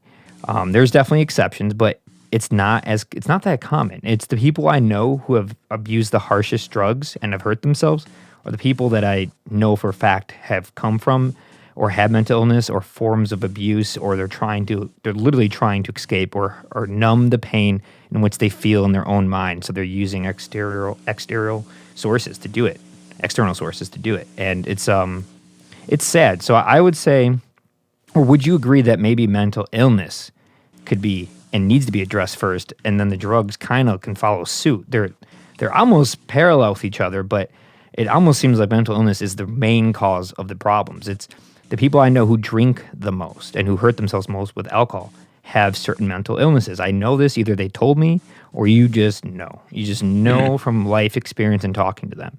Or they're open and they tell you. But I rarely see someone who's like happy-go-lucky and they're good to go and they have their job and their wife and their kids and they're just in the corner just drinking themselves to death. I rarely see that. It's always from some type of internal problem, internal struggle, and this is the way they're using it to express themselves. Would you say mental illness could be one of the biggest problems in leading to these drug issues, these addictions, the yearning to want to numb one's existence? Yeah, so this is actually something that Jacob Rich and I found in this Berenson response paper, which hasn't been published yet, but will soon be published by Reason Foundation, is that there is a bi-directional relationship between marijuana use and major depressive episodes. And so what that means is that from our data, we were able to provide evidence for the fact that marijuana use is associated with an increase in depressive episodes, but also that having depressive episodes is associated with an increase in marijuana use. So we don't. It presents this sort of chicken and an egg problem. So from that, we don't know if it's more likely that because you're taking a marijuana, so there's an effect on your brain, and that because of that you become depressed and have a depressive episode, or that because people are depressed they use marijuana as a way to cope. And there actually is a literature that shows that marijuana can be efficacious in treating stress and anxiety. So again, it sort of presents this double-edged sword where on one hand, taking the substance as a way to cope could be very deleterious in that people are just, trying to escape and take this drug and be high all the time. But also, people have shown that by taking it, they can calm down and actually try to treat their mental illness. It does sound sort of counterintuitive, but that people can actually gain a benefit from using this drug. Not, I feel like this word cope sort of has a negative connotation to it. And that in many cases it can be seen really as an effective treatment, and that people are able to derive great benefit and orient their lives in a more productive way after using the substance. Yeah, I mean, I've definitely seen many people use marijuana because they might have a form of anxiety or depression, and it definitely helps. It calms their nerves. It kind of sets them into the environment, and they feel okay with being around people if they have social anxiety. If they feel depressed, it might give them some type of clarity or like way around that bump in the road. They can kind of see around it, because when you smoke weed, this is anecdotal, this is from my experience, it kind of opens up, it doesn't just expand your mind like a psychedelic like mushrooms or acid does, but it can open up different avenues of a perspective within real time, within that moment, to where you can see that hurdle, that bump, and look around it without even going past it. It's a very interesting thing that not many drugs can offer, but this one definitely, it can give you that. At least it gives me that. I think it's different for everybody, but I definitely have seen many people use it to relax. Kind of like when you come home from work and people open up a beer or wine to relax. I've seen people not do that. Instead, they just spark a joint or hit a bowl, and they're relaxed. They're watching a movie. They're just calm. And sometimes you can get really heady, and it can be very, very harsh on your paranoia. But personally, I see that as something that maybe you're paranoid about, something you need to address, or because it heightens everything. The little things in life, like, oh, I should probably call my mom, turn into like, oh my God, am I calling my mom enough? Is she okay? Like, you just go to a place, and honestly, it's never really a big deal. It's just in your head in that moment. You're heightening things from that should be at a 2, you put them at a 9. It should be at a 3, you put them at a 10. But I don't necessarily think that's a bad thing. I think it might make people more self-aware and realize that their actions have bigger consequences than they're aware of. They're thinking that things are okay at this 2 or 3, but maybe they should actually bring stuff up a couple notches and realize the severity of what they are and what they're doing. But I don't necessarily see too many bad outcomes from marijuana. Everybody I know who smokes, they seem to be fine. It's really the other things that I see to be way more detrimental, like cigarettes, alcohol, pills, cocaine, heroin. Those are the things I've seen in lives that are they can really become a problem when misused or overly used. But marijuana, I've only seen a couple cases personally through people I know, or I've seen maybe a few people where I'm like, they probably should stop smoking or shouldn't smoke. Like, it's just too much. That's all they do. But that's the problem with a lot of things. There's some people who don't do any drugs and they sit in front of a TV all day, or they eat Lay's potato chips all day, or they play video games all day. All those things in small quantities are fine. There's nothing wrong with any of those things in an hour or two, but when you're doing it for 15, 16 hours, it's a problem. Are we banning television? Are we banning sugar and high fructose corn syrup? Probably should, but we're not. Why? Why are those things okay? What's the leading cause of death? I guarantee you it's not opiates or cigarettes. It's probably heart disease from our diets, if I had to guess. I think it is. So I think it is heart. I think the leading preventable cause of death is heart disease, which is contributed to from cigarettes and also diets. Right. Cigarettes and diets. I mean, cigarettes are a huge problem, but these days, I barely know anybody who smokes. Like, not a lot of people smoke cigarettes anymore. Most people, their biggest vice and problem is the diet, the exercise. Like cigarettes are an issue, but I don't see that many people smoking anymore. Only a few people I know. 10 years ago when I was 21, almost everyone smoked. But now it's like people grow out of it. They realize the repercussions of it financially or health-wise. They went to the hospital or to see a doctor, and the doctor's like, you should probably cut that out. It's doing this, this, and that to your lungs, your heart. But the food, the diet, that's probably the biggest culprit out of all things. I mean, I know that's off topic, but it seems to be like the precursor to a drug problem could be this diet problem and the mental health problem. And the drugs just kind of add this filament of pain on top of it when you're not properly, stable and well-rounded in your existence as far as your health and your mental health. You could start going to places. Maybe if you're overweight, you might feel discouraged and sad about it. So you might go to overly smoking or overly drinking.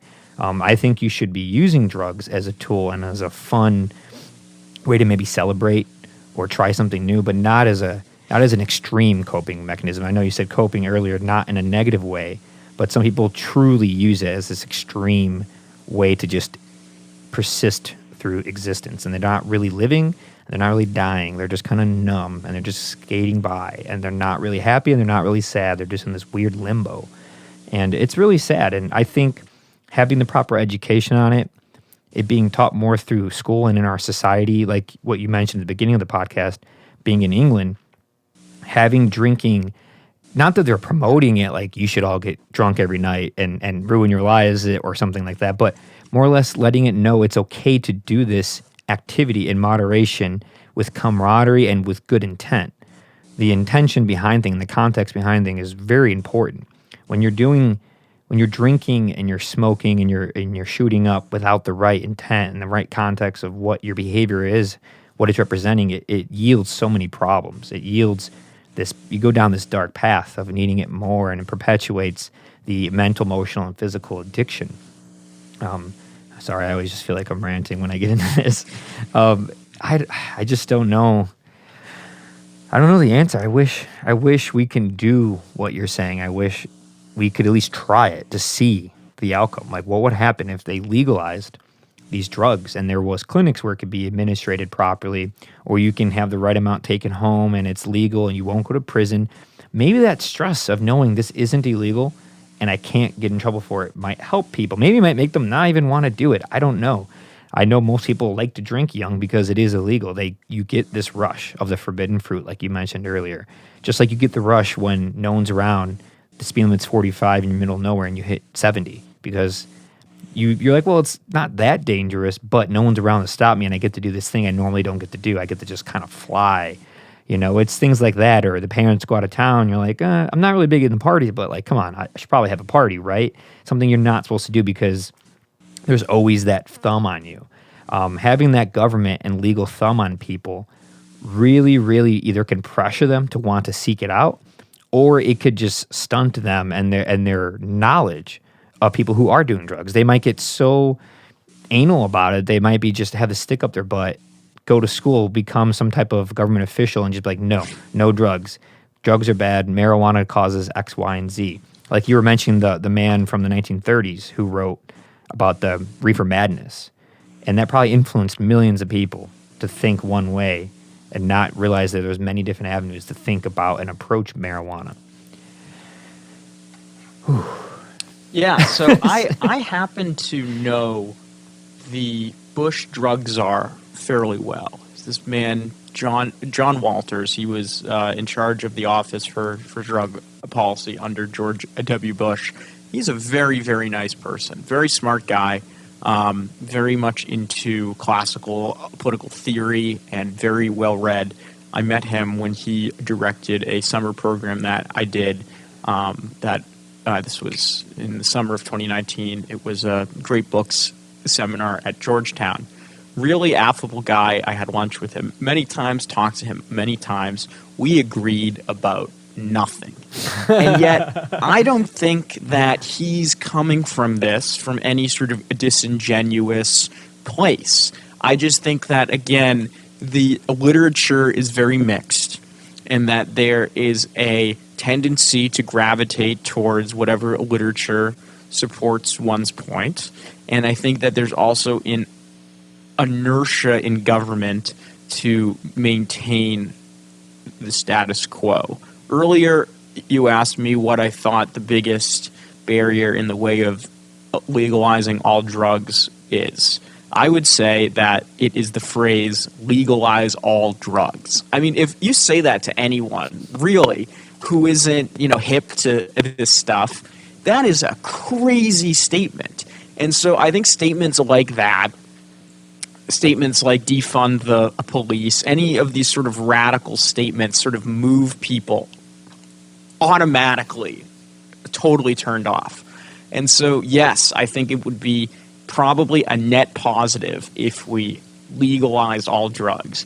But as soon as some man on the street hears that, they think of just anarchy and chaos. Yeah, they do. And it doesn't have to be that. But the difference between the academic, economic argument that I focus on and the political framing of it is like totally different. I mean, I think that if you took any reasonable person and you sat them down and you said to them exactly what you said to me, I think that many people, probably most people, would agree.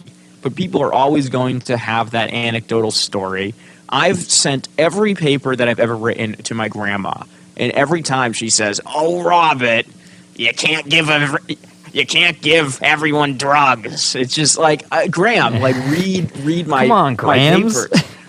It just, people are set in their ways. I can think of a time when I was at Cambridge. I was talking to somebody about this, and I was talking about the literature, talking about my research, and he said something to the effect of, well, how can you discount the experience of everyone who I know who has gone through this? And I thought, well, I'm not discounting their experiences. I'm just also taking into account every other experience and trying to look at the full picture. And that, yes, we tend to focus on the costs, but there are great benefits from it. And on the aggregate, I think that the benefits would outweigh the costs. I concur. I completely agree, and that's really, you put that eloquently. Like, I'm not taking away other people's experience. I'm just taking into consideration all experiences. Based on what your grandma said, like, how could you give everyone drugs? It's like, well, grandma is the metaphor for everybody, right? Not everyone takes drugs. Not everyone wakes up in the morning and drinks coffee. Coffee has caffeine in it. You don't. I do. I used to not to until the last few years. I'm 31. It took a quarter of a century for me to get into drinking caffeine. Not everyone does. Some people do, but they'll have tea, so they have less caffeine. Some people have none at all. Some people work out in the morning for their drug fix, or their dopamine endorphin fix. Some people smoke a cigarette in the morning. Some people don't. Just because these things are available doesn't mean you're going to do them. I never take prescription pills, and if I have a headache, I either rough it out or I rather smoke weed than take a Tylenol or an ibuprofen. But they're there. I have them in my bathroom if someone else needs them or something, or Tums. There's plenty of drugs that are regular that no one really takes unless you absolutely need to. I have Dayquil and NyQuil. I will never take that stuff again. I hate that stuff. It messes you up so much, and it's completely legal, and it's right there for people to use and do anything with. Alcohol has been legal since 1933, and look what happened with it being legal. It's much safer. People still die from it. It still creates issues, and there's still domestic violence when people have drug issues or alcohol abuse issues. but it's so much safer and so much better than it was from 1920 to 1933. So there's plenty of drugs. Like you go to CVS or Walgreens or Jewel Osco or any store that sells drugs, and there's just tens of drugs, hundreds of drugs just lining these walls, just drugs everywhere. And they're just sitting there. I don't see people just going there and throwing them all into their bag and running out like, oh my God, I got all these drugs. I can't wait to mix and match them and do all this crazy stuff. Like just because it's legal doesn't mean you're just going to go crazy and overindulge. It just means it's regulated, it's safer, it's there if you need it. You don't have to worry about going to prison. You don't have to worry about trying or maybe getting robbed by somebody else who wants that drug more than you. I have an aunt who was a Chicago police officer for 31 years, and in the 80s she did undercover narcotics, and she's a Latin woman, and she would go to the west side of Chicago and wait in line every morning with everyone waiting in line to get their heroin. And her stories are crazy. I hope to get her on the podcast someday, but I could see why she's a little reserved about it. But her stories were wild, and she's like, yeah, you just wait in line, give the person $10, they send you over there, you go get. It was like a business, like people just waiting outside Best Buy on Black Friday to get the PlayStation 5 or whatever. Like it was just like that, but it was illegal, but no one's really stopping it because the cops are like, well, as long as there's no violence going on, just like let it happen, I guess. And her main job was just trying to get higher up to the head honcho, the person distributing the drugs, not the guy that's just like, all right, here's $10, go get your little bag. Not that person, the person who's bringing that stuff in. But my point of that is that could be just moved over to the clinic or to CVS where people just go and get their drug, and it's not cut with stuff, and there doesn't have to be an undercover cop, and you're not on the west side of Chicago hoping that nobody, after you get your bag and you walk down the alley, someone tries to rob you for it. Like that type of stuff can go away. You don't need those types of crimes, people being held at gunpoint or hurt or beat up for a drug or having it be something else. Like again, you can't take someone to court if you bought your heroin and it's really something else and it's not heroin, then you're kind of like, okay, I'm stuck with this. It's the only thing people can do is violence at that exactly point. And that's why we see violence in the drug trade. Is that's the enforcement mechanism, and that's what made police so divisive this year was the fact that they weren't always using the proper procedures, the proper laws to abide by. In fact, they were using violence, what we don't see necessary or should be happening with law. But that's what's happening in the black market is you get rid of the law and it's all violence. It's lawless. It's a huge problem. It's really sad. I've heard so many stories from people in bad neighborhoods or rough neighborhoods or low-income neighborhoods suffering through this time and time again, generational issues of people having problems with drugs, dying from drugs, violence from drugs, dads or moms dying from it or going to prison because of it, and it just perpetuates itself. And everyone's just like, well, they shouldn't be doing it. It's like, you say that as you sit at your fancy cocktail party drinking alcohol, something that was once just as illegal as these things, 90 years ago. And the trade around alcohol was just as violent. I mean, if you think of all these gangsters, Al Capone, and that's what they were doing. They were bootlegging, and they were using violence as an enforcement mechanism. No one dies today trying to sell a 30 rack of Bud Light. It doesn't happen. Why? Because you can go to the liquor store and buy it. They make 30 racks of Bud Light? I thought it was 24. No, I'm just kidding. 24. Just kidding. And so, a 30 rack of Bush. There we go. And so if you go and you buy 30 cans of Bush and in it is Mott's apple juice, you don't have to show up at the store with a gun and shoot the guy because you can sue him for fraud. And that's just not possible in a black market, obviously. Also, another study shows that we spend $6 billion at the state level and $3.96 billion at the federal level on law enforcement costs that could be going to other things. I mean, we're in this zeitgeist right now where, as I said, a big slogan is defund the police.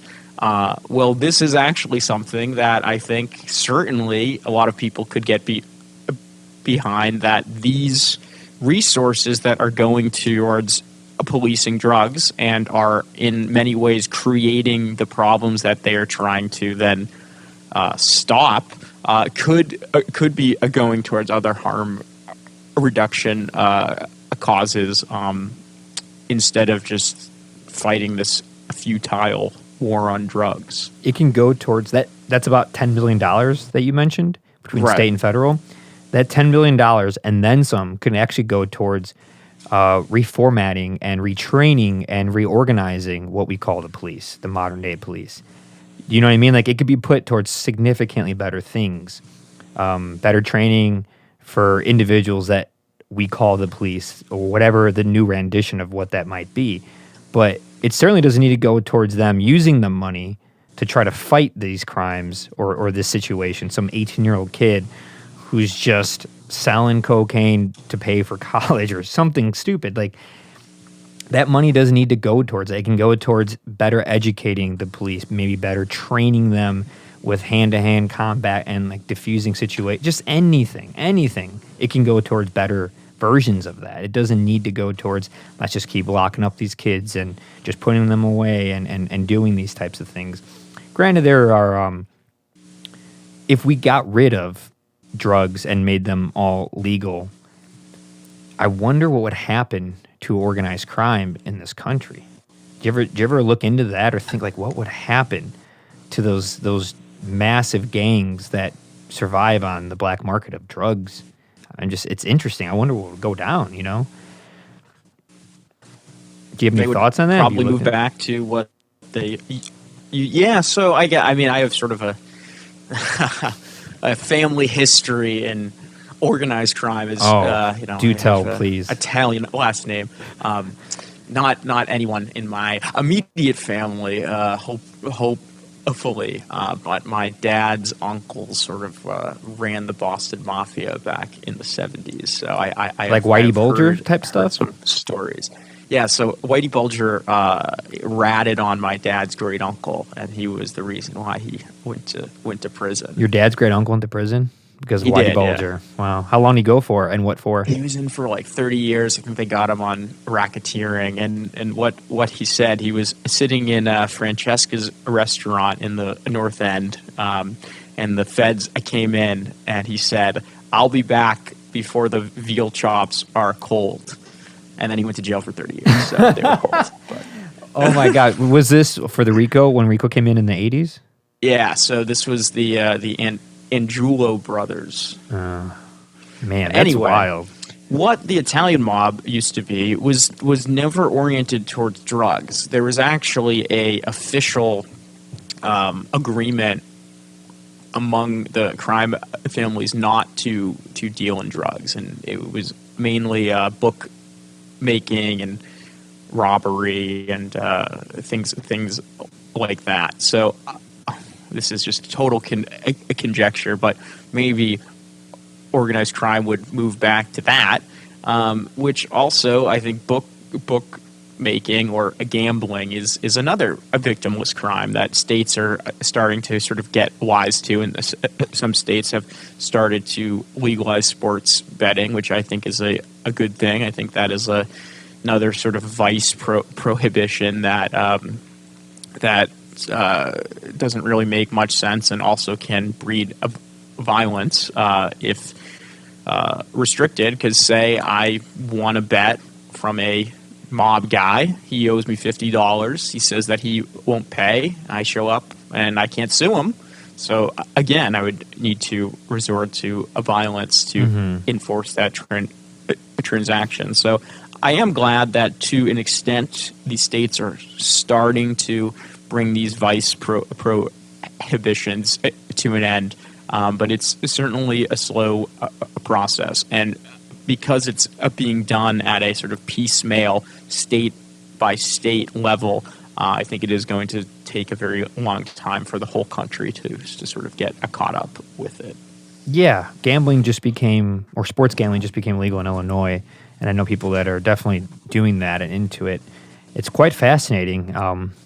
It is weird and bizarre that like it's such a taboo thing, It kind of reminds me of, obviously different subject, but it reminds me of the taboo of like prostitution.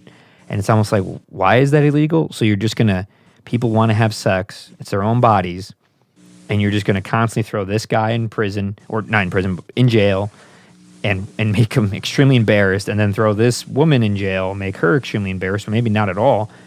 Who knows? But why? Like, what's the point? Like, what really is the point of this? If you just let them do it and it wasn't so promiscuous and dangerous and doing these things in weird places, in alleyways, in parking lots, and not safe places, rather they could just come to your house or go. I don't know, you could just be safer about it when it's legal and not have to beat around the bush and be very, very quiet and mysterious about it and hide it from your families and make it a problem.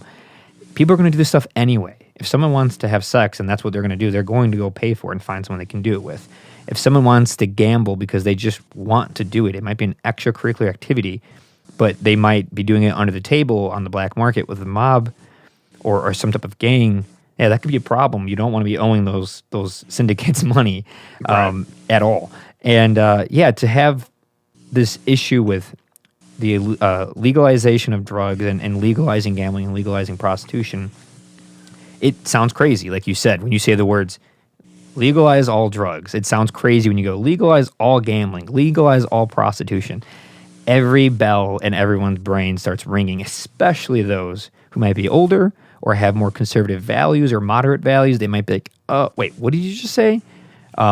You once you attach the religious background to things, they're gonna say no to all those things I just mentioned, like every single one of them, because religious texts say so, or at least what they cherry pick from the religious texts say they should not do those things. Yeah, I think that there's no role of a government in regulating morals, and so the corollary to that is that I don't think that there should be any moral arguments for policy.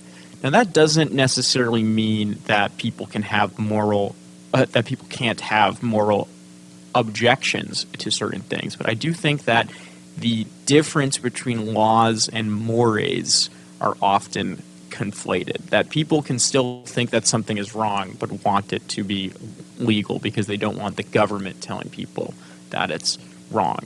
And so I also think that moral arguments in public policy are also futile because you're not going to change anyone's mind. And I'll use abortion as the example. You could put two people in a room.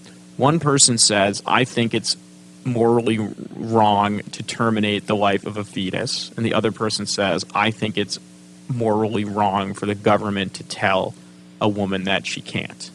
Well, that's not going to get anyone anywhere, right? Mm-hmm. We have both brought in these moral claims, these value judgments that are very personal and are very steeped in personal experience.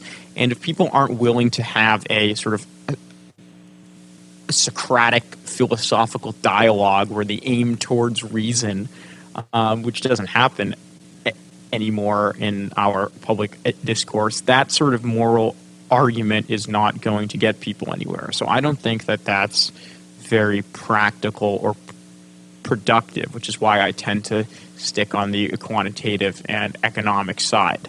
Now, I think something like a prostitution, I think that I have absolutely no idea why even morally that argument is made, because if people can have sex for free legally, which they do, they do. They can't do it for money. It makes no sense. And also, would you rather have somebody going to a legalized brothel like they have in Nevada, where there's security on hand, people have to wear a protection, there are all these precautions, or would you rather have somebody going to a Holiday Inn and run the risk of meeting a Craigslist killer? Like and you can say the same thing about drugs, but I think it's especially clear in a prostitution that the harm reduction that would come from legalization is just so manifest that the only reason why I think people stand for restricting it is because of either half-assed moral arguments, like you said, or just because of government inertia, and it's how things have always been. It's inertia. It's that big ship that's hard to turn. You can't teach an old dog new tricks. It's a corny phrase, but it's pretty real and pretty obvious. And you see it all the time with people, like just an old man. This isn't music. Music's this and that, or like these movies these days. It's like people just don't like to change. You design this schema in your brain as a human being. You design these patterns, and you want to stick with them because they're familiar. It simplifies things. It lessens the stress. Change and nuanced conversations takes time. It takes the ability to realize when you're right and wrong, to admit to it. It takes opening up your thoughts to different avenues you normally wouldn't. That's not the easiest thing to do.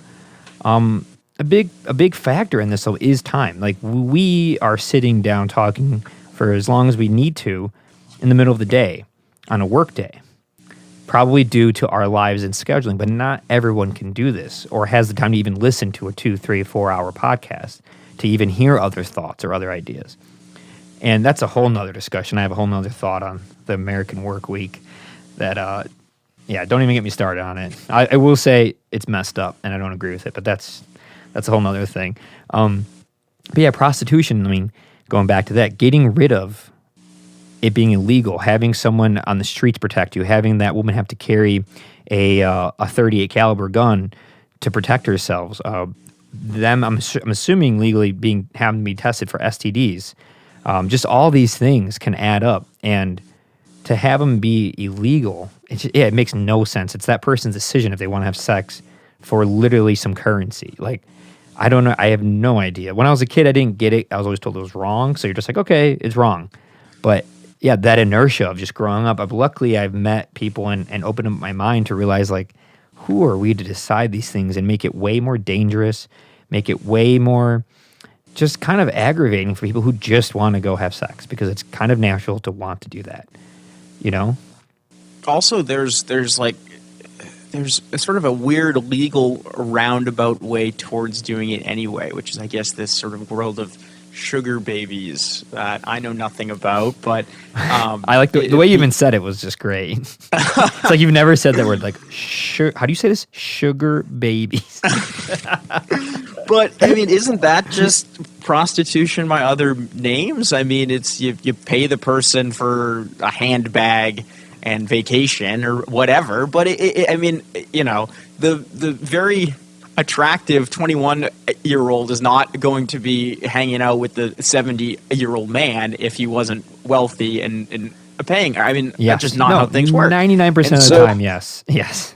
Right, and so that's prostitution by other name, and I don't think that's wrong, but I don't think that a prostitution by its own name is wrong either. Yeah. And so we should just get rid of this, Mother May I song and dance that we have to do to make it legal, and just make it legal and make it easier for everyone. And know what? To be honest, this is probably coming from two men who've never done that. Probably don't need to or care to or want to. That's not the point. I'm aware that I don't really want to be doing that, but that's not the point. I'm also aware, like, that's that person's adult body and the other person's adult body, and as long as they're consenting, there should be no issue there. It is a victimless activity, victimless crime. If a prostitution being a crime in many jurisdictions, it's victimless. Mm-hmm. People are saying, I consent to being here, I accept the payment, I am willing to pay, we will both derive benefit.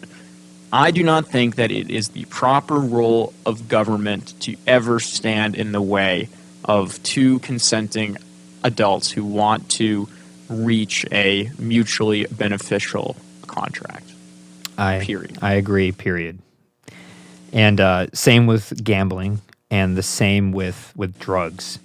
Having the drugs, or having the government have their thumb on your head, your neck, because of making them illegal. It's crazy. It's crazy because there's so many drugs that are legal, and it's for some reason we're just like, that's cool, it's fine. And there's so many that are legal, and like, bad, go to prison. You're a bad person. I can't believe you. It got a hold of your life, and you're just not making anything of it. It's like, what are all these other things that are legal?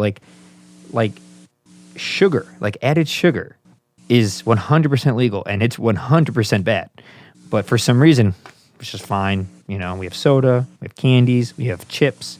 We have this, we have that, we have frozen food lining the aisles of every store, just filled with preservatives and sugar that we should not be putting in our bodies. They're not natural in the world. You don't find them anywhere, and yet we still do it, and it's just fine. Like the cherry picking of what is legal and what isn't, it's asinine, and it reminds me of the cherry picking of religious groups, of just picking and choosing what they want from their religious text. It's like, what are we doing here?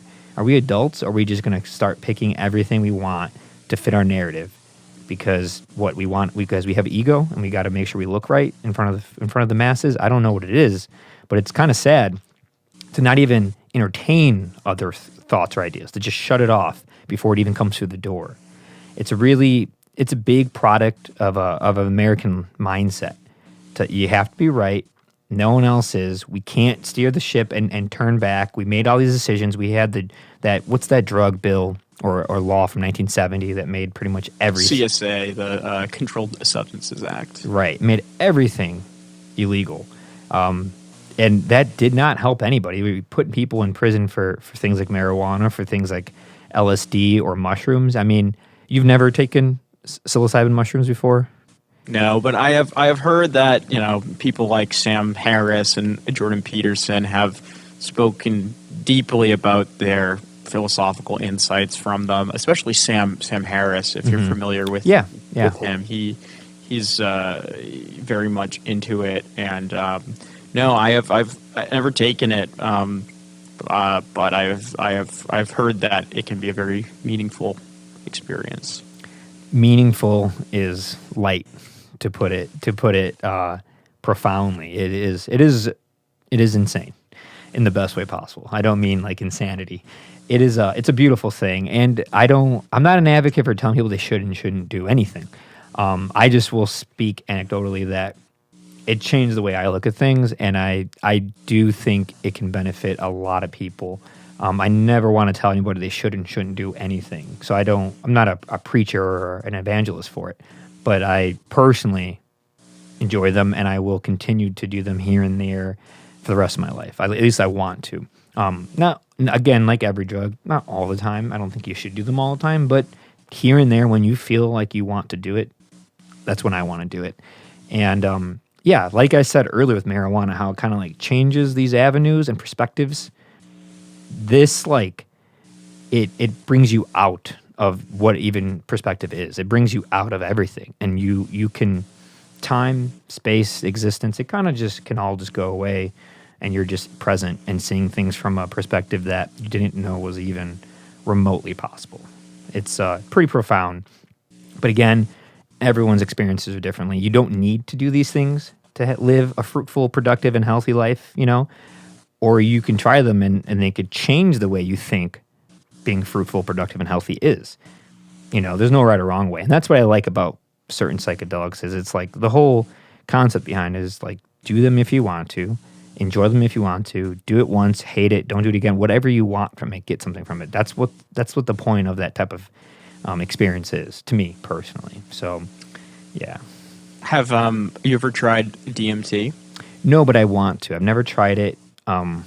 Again, I wish it was legal so I can properly just go buy it and get it. Right. But when the timing is right, if it ever comes up in this existence, I would try it if it made sense.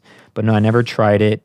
But I do enjoy psilocybin a lot. It's a very fascinating thing. It's also nice knowing it's organic and just kind of grows on, from what I've been told, cow poop, which is just fine with me because I'm sure it's rich in nitrogen, which is what you want things to be growing on. So. Yeah, it's a fascinating thing. And it has that same mental feeling, at least I get from like marijuana, just knowing it's a plant and just came naturally. That's the same, like emotionally, you feel that when you take it. It doesn't feel like the synthesized thing in the lab that shouldn't be. It should not exist, because it's just forced things together, forced different molecules. It just kind of occurs. And that kind of, for me personally, sets the headspace of the experience. It just, knowing that it just came from the earth helps a lot.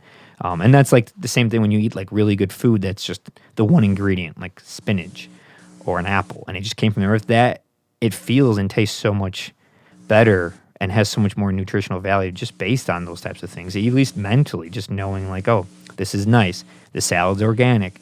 This food's organic. But having other foods and other drugs out there that are non-organic or aren't as natural it can kind of get in the way of your headspace and of your body, And I'm just a big proponent for it, but I'm not trying to be preachy or tell people they should and shouldn't do it.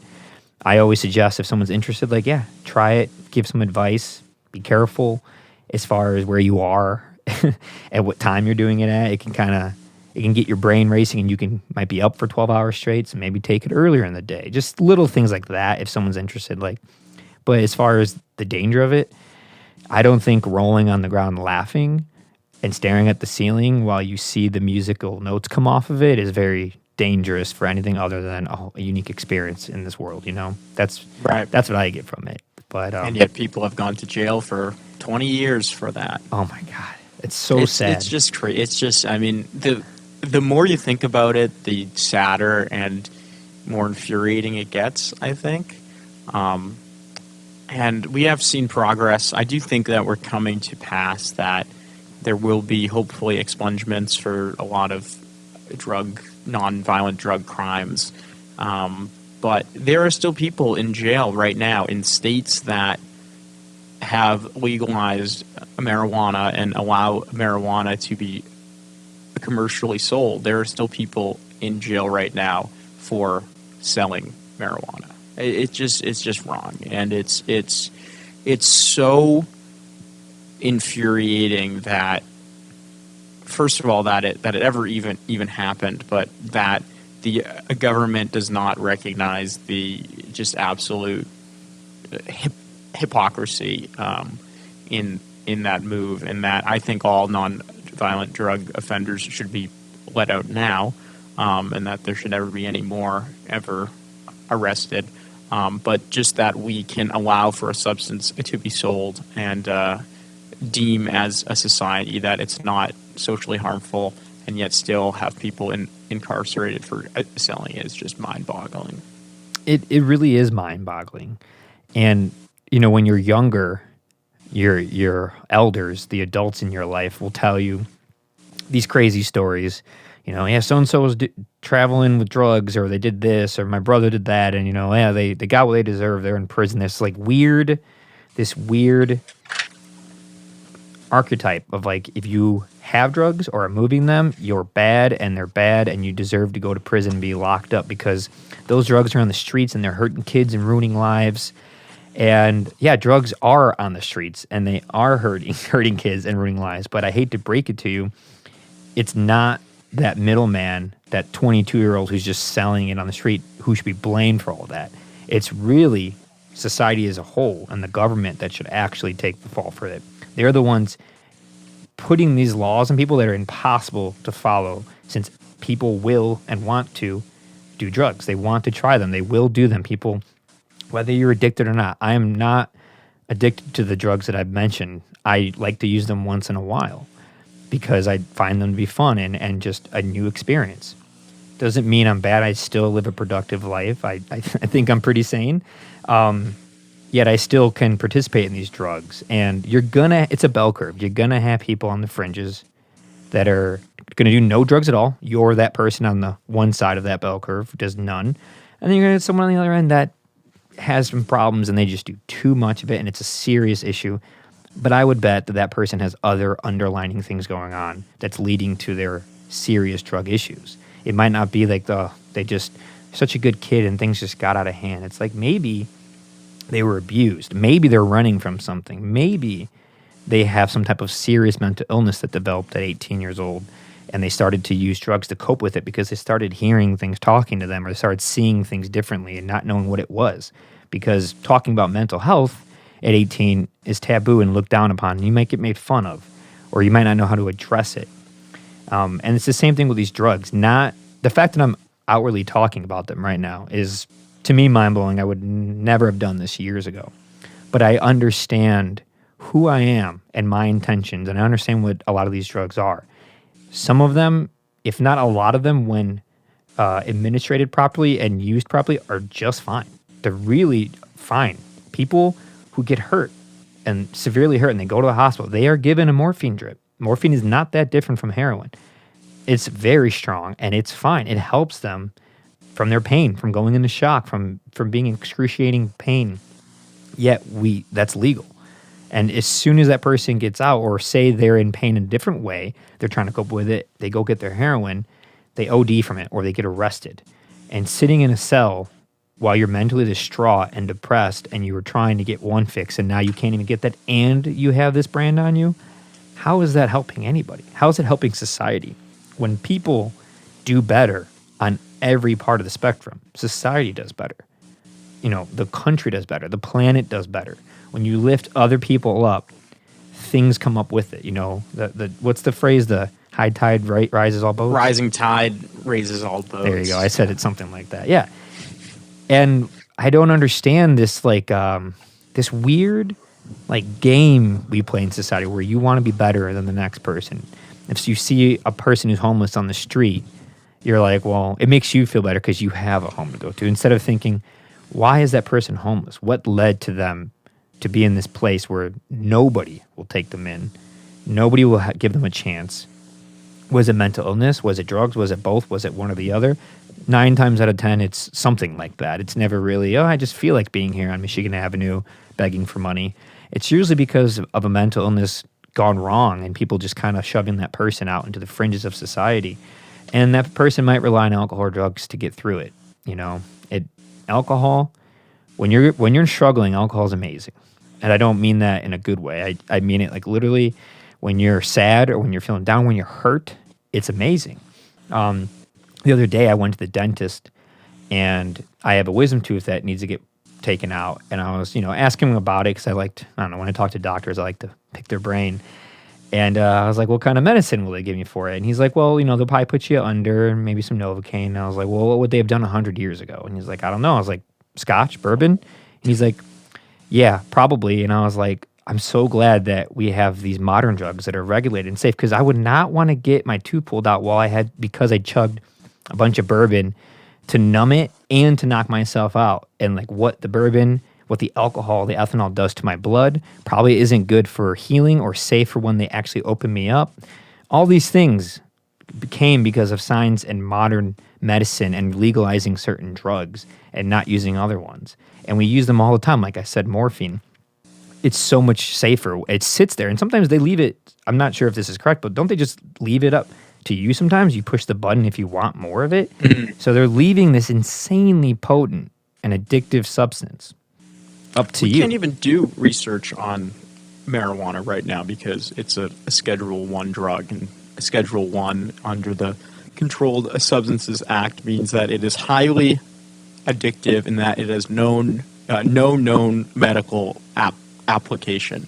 I think there is one university, it's somewhere in the South. I think it's either the University of Mississippi or the University of Arkansas, but I think it's the University of Mississippi, has the only lab that's allowed to do research on marijuana, and it does so with seized DEA marijuana samples.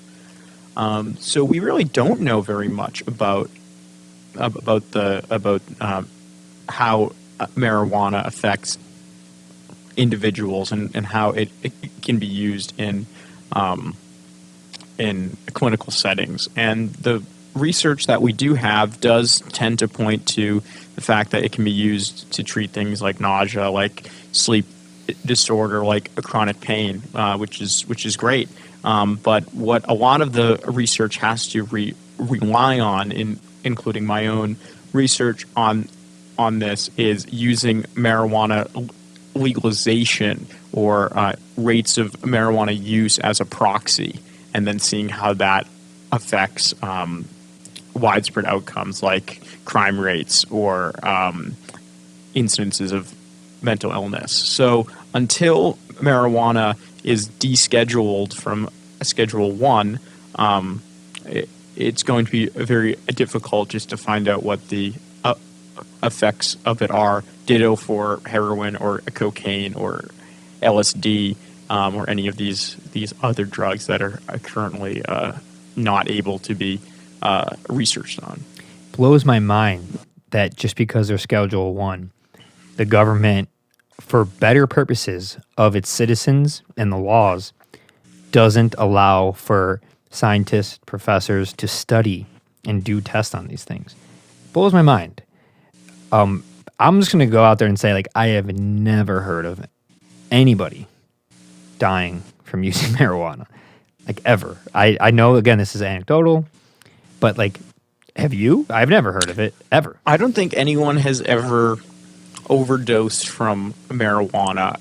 I often look at the CDC Wonder data, which is the federal government's underlying cause of death data that they put out every year. I'm sort of a nerd, and it's like a Christmas day when this comes out every year because I get to check, the opioid deaths and update my models and whatnot. That's Christmas for you? Checking out the opioid deaths? So, yeah, dark. It's dark. That's great. But I think there have been deaths from synthetic marijuana, around 30 or so a year, maybe a bit more. But that just raises the question. I mean, would there need to be synthetic marijuana if natural marijuana was illegal? Maybe, because people might want to have the higher dose of THC or whatnot, but at least they would know that they were smoking synthetic marijuana and be able to titrate a reasonable level and not, pack a whole bong full of it and get very sick. Yeah, I can't wrap my head around synthetic marijuana. It seems so crazy that anybody would even want to smoke that. It's like marijuana may be the most abundant drug besides like tobacco or caffeine out there. It's everywhere. Everybody I know smokes weed. Like, if they don't, they do sometimes. Like, so many people smoke marijuana because they're like, wow, I don't feel so bad in the morning like I do when I drink or when I take MDMA or something else. I don't feel so bad. Marijuana kind of feel fine. Worst case scenario, you smoked so much you feel a little tired when you wake up. Like, that's the worst thing I've heard someone say from smoking too much weed. But the synthetic weed, that's a whole nother thing I don't know much about, but it blows my mind that you would try to synthesize something that is so natural, organic, and abundant on this planet. Why would you try to manufacture that in a lab? It's weird. Is it because that's the way they can have it be legal? Like, why do that? Do you know? Yeah, so I'm not sure. I do know that with opioids, like, there are certain ways to like recreate them in like a legal way, like a crocodile, which was this like Russian opioid alternative that many people were using and dying from. This is why people take bath salts, is because you can buy them illegally and then you can still get high or have some sort of euphoric experience. And so I would wager that that's probably the same thing that's happening with synthetic marijuana, but I haven't done much research into that topic. Such a weird thing, again, to take something that's just everywhere, pretty much no physical repercussions as far as what it might do to you or how it probably won't kill you, but the fact that there's 0 deaths known that we know of from marijuana, but you said 30 or 40 a year from synthetic, it's kind of obvious which way you should lean. Right. No one that we know of has died from this. 30 people died from this thing that we don't even need to synthesize because we already have it everywhere. It's weird. Yeah, I don't get it. Why is it so complicated, Rob? Well, what Berenson talks about in his book is that no, marijuana might not kill people because they overdose, but because they can go into a violent rage and kill their family and themselves. And I mean, have any of your friends gone into a violent rage and gone on a homicidal spree? Not homicidal. Everyone I know ever, out of all the parties, gatherings, events, and everything I've ever been a part of or done, has ever anybody who's ever caused a scene, it's been because of alcohol. Every single time. Every single time it's been because of alcohol. Never have I ever seen anybody cause a problem, scene, fight, argument because they were high. Worst case scenario, they went and laid down because they wanted to feel the music, or they went and laid down because they got sucked into watching a TV show that was hitting them hard, or they sat there and listened to you rant about, the geometric shapes of a plant. Like, that's what happens when you smoke weed. You don't want to fight anybody. You don't even know. Yeah, and the laboratory literature on the aggressive effects of marijuana are sort of surprisingly and concerningly polarized in that effect, and that there is literature that shows that when people smoke marijuana, they just want to sit down, they have a relaxed feeling, they probably want to eat something. Oh, yeah. But there's other literature that talks about, there's this one study of holidaymakers in Spain, and they do marijuana, and that there is a heightened aggressive effect on people after smoking.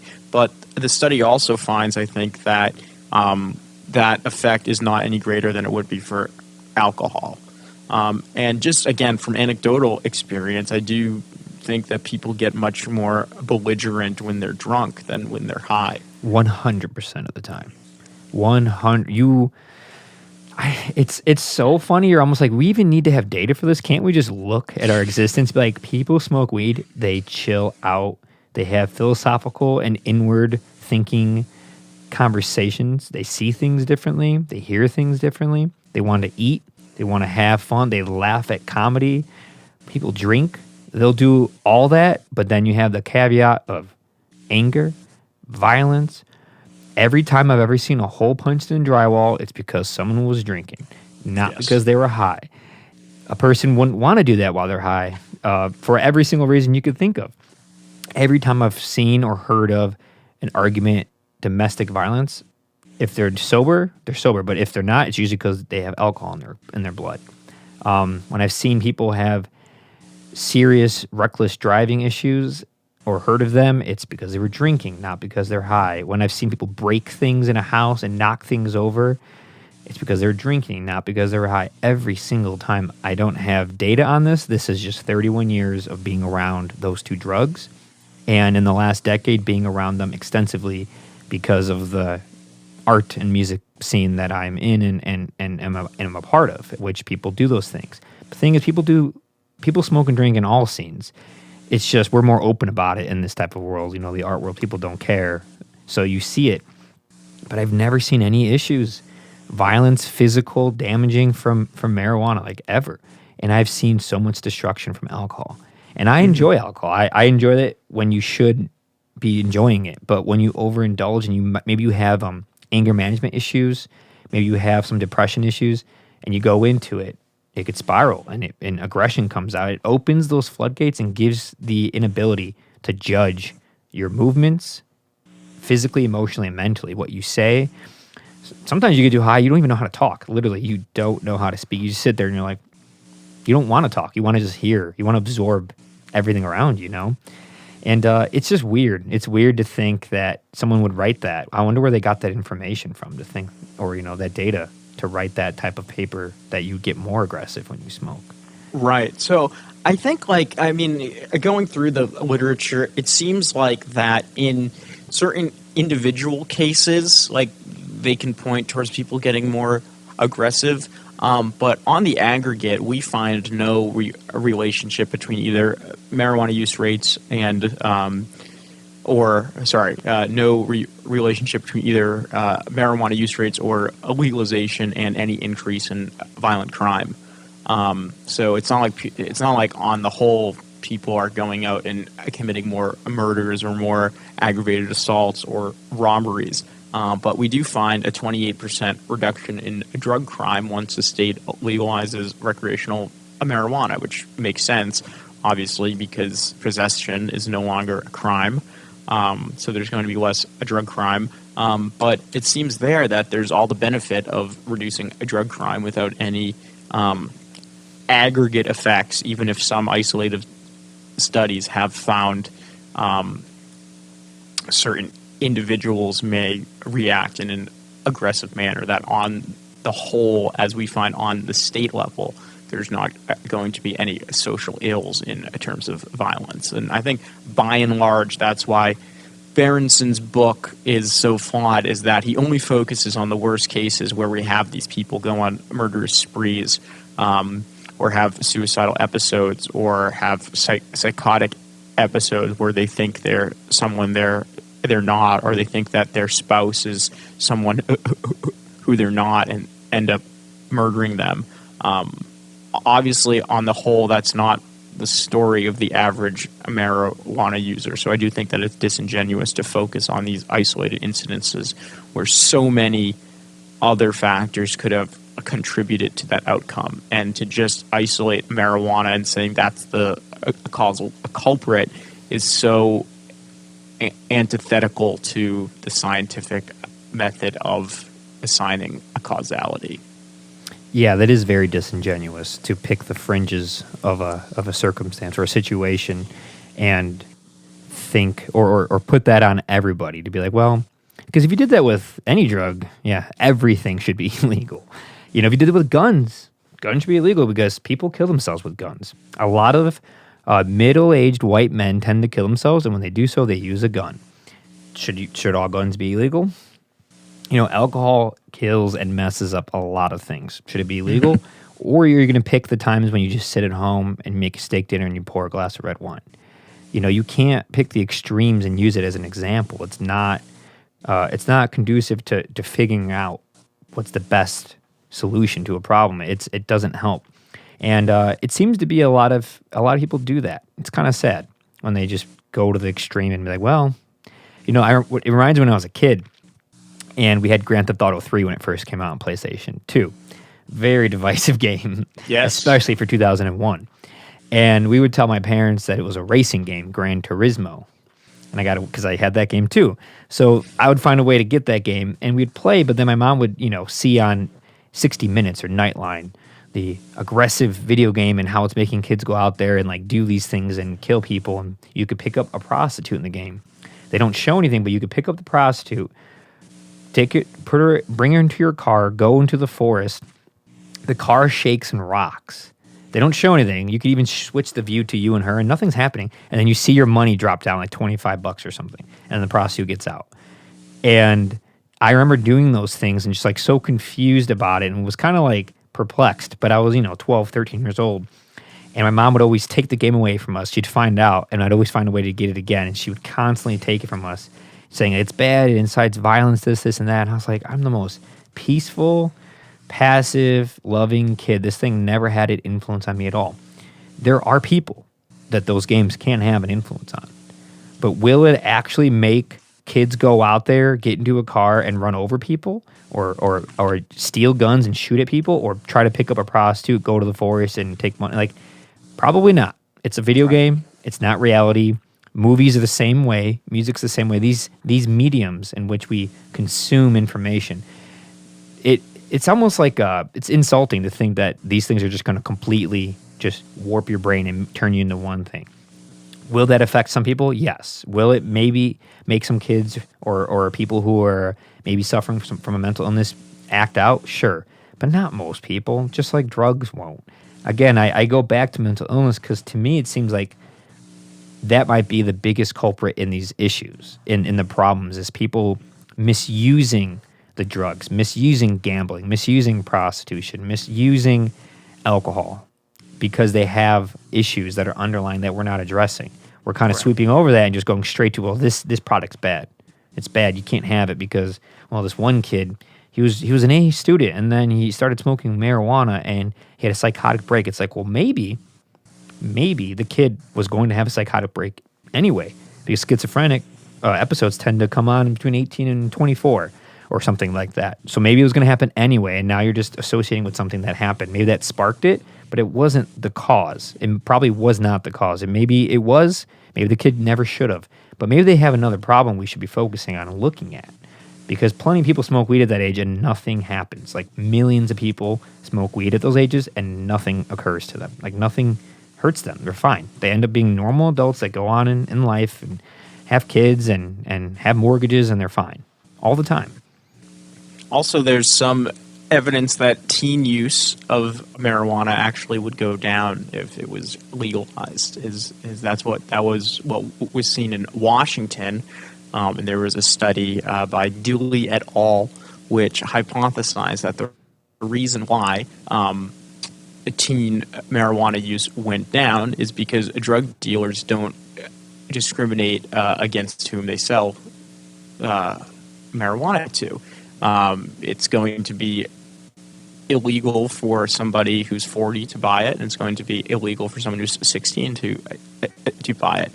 Whereas if legal sellers enter the market and crowded out the drug dealers, then it would be a bit more difficult for somebody who's under 21 to get it.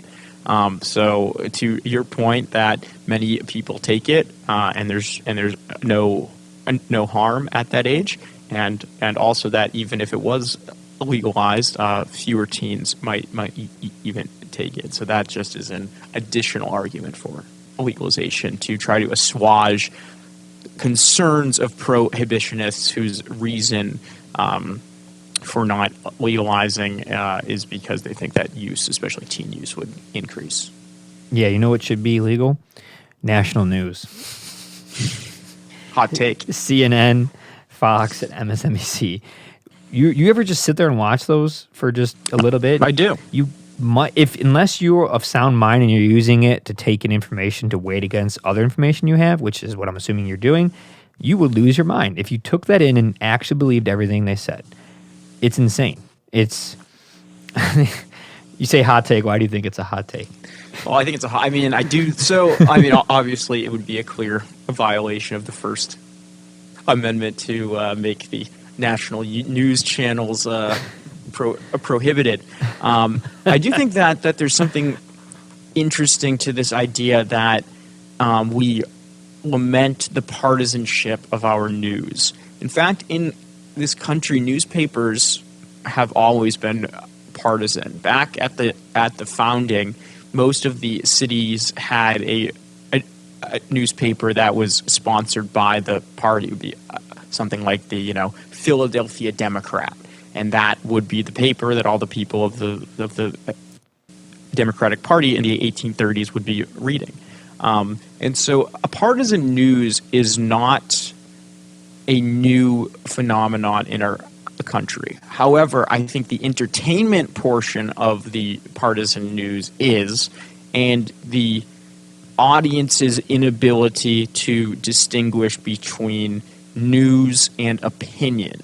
And I think that's what the biggest problem right now, especially for channels like Fox and CNN, is that they merge their news in opinion in a way that may be harmful for viewers. There's a big difference between what the NBC nightly news or the ABC News shows at 7 p.m. and whatever Fox or CNN would have on, because it's a different product. One is for mass information, and there certainly are problems with that, but the coverage is much more factual, and the other on the other channels are running the opinion pieces. Same thing with newspapers. Both the Wall Street Journal, which is more a conservative, and the Washington Post or the New York Times, which is more liberal, their news sections generally are very fact-based, evidence-based, straight down the middle. There are definitely are some problems here and there, like the Washington Post running a piece in the public safety section about Brett Kavanaugh coaching his daughter's basketball team as a news piece in public safety, which is just ridiculous. But it's in their opinion sections where they split. The Wall Street Journal will obviously have more conservative, pro-market pieces, and the New York Times will have less conservative, liberal, pro-Democrat, or leftist pieces, and that's fine. And that's the section that caters towards the market. But I do think that we as a public oftentimes don't realize that there's a difference between news and opinion, and that Tucker Carlson or Don Lemon at 8 o'clock is not giving you the same product that Lester Holt is at 7 on NBC. It's just an apples and oranges thing. Yeah. You can see it in the way they are just looking at the camera and the way they're speaking, like what they're trying to do. You could see their narrative being sculptured. And it's annoying, and I mean it on both sides. I mean, sometimes the right or the conservative side of things goes too far with their opinions, overreaching, and the same thing with the left side, the liberal side, the Democratic side. And I don't know how I feel about any of the sides. The two-party system blows my mind. It's a little weird to have that, and how complicated and far-reaching this country is, and the beliefs. I mean, we are notorious and infamous for being the melting pot of the world, for being the country for the last 245 years to let everybody in, as long as they do it legally, to let everybody in and say yes to everyone and have in our First Amendment freedom of expression and speech.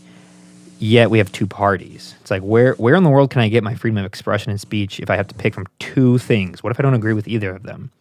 Now I'm stuck in this weird place. The Green Party just gets laughed at, and that's it. So you have like 2 and a quarter parties. Like, that's all you get. I don't know much about this, but I've heard of many other countries having multiple, like many parties. And I wish America would try something more like that. I know that the two-party system is very much woven into our, the executive branch, the judicial branch, and the legislative branch. But I don't know. Like, what do you think about that? Like, do you agree with this two-party system? I think that it's unfortunate, but obviously a natural consequence of the single-member district voting, in that if you need people to run and get 50% to vote, and that person who gets the majority is going to be a congressman. The sort of politicking in the coalition building has to happen before the vote, because whoever gets the most votes is going to get it. It's not that you need to have a majority to win. It's that if you get 40% and 2 other people run and one gets 30% and the other gets 30%, you are going to win, even if 60% of the people didn't vote for you. So in a parliamentary system like they have in Germany, for example, there's proportional representation based off of the nationwide vote, and then the parties after the vote have to try to build coalitions where the Christian Democratic Union will try to join with other center-right parties, and the Socialist Party will join with other center-left parties, and they form these blocs. And it's a system that creates more representation, but it's also not a system that has the sort of separation of powers that we have in the U.S., which I think is probably the biggest accomplishment and protection of our government. I was recently reading a speech by the late Justice Scalia, and he was talking about what he thinks is the greatest accomplishment of the American government, and the greatest safeguard of our freedoms is not the Bill of Rights, but the separation of powers. And by that he means most countries now have a sort of Bill of Rights that emulates what we have in the U.S. The Soviet Union had on paper a freedom of speech and freedom to assemble and protest their government. Obviously, in practice, they didn't have that. Same thing for new or failed states like South Sudan. So you can write down anything on a piece of paper, but that's, as the Founding Fathers called, only a parchment barrier. That, in practice, is not going to stop anyone. But what does is the fact that power in this country is divided not only between the states and the federal governments, but also between the executive, the judicial, and a legislative branch. And so that restrains the government from encroaching then upon the rights that are kept in the bill. This is why when Trump became president, I was never too fearful that certain rights were going to be infringed upon, or that institutions would fail, because I was confident that the divided government was a appropriate mechanism to keep any one president, any one man in check. The framers said we need to have the government oriented in a way to make ambition counteract ambition. We need the power of Congress to work against the power of the executive. We need the power of the courts to check the other two. And so when it comes to the parties, obviously I think that a division is bad, but I think that division is a much better outcome than what could happen if you had unity towards a social ill, or a unity of a government working towards the usurpation of rights. I mean, things in this country are designed to move slowly, and fully so. I think that having a government of too much energy is the greatest threat to civil liberty. That's an interesting thought. I like that. I never really thought about it that way. You made me think, which is good. Good. Yeah, I don't know enough about the government branches and how they all kind of work together. I know a little bit, but I want to know more. And, that's another problem, is a lot of people are not educated on the government, how it works, the system, even the history of it. You're given a couple history books in grammar school, high school. Maybe you take the Constitution test in 7th grade, and then it kind of fades away in high school. Like, that's it. And you can go your whole life not really understanding any of it. The Electoral College confuses a lot of people.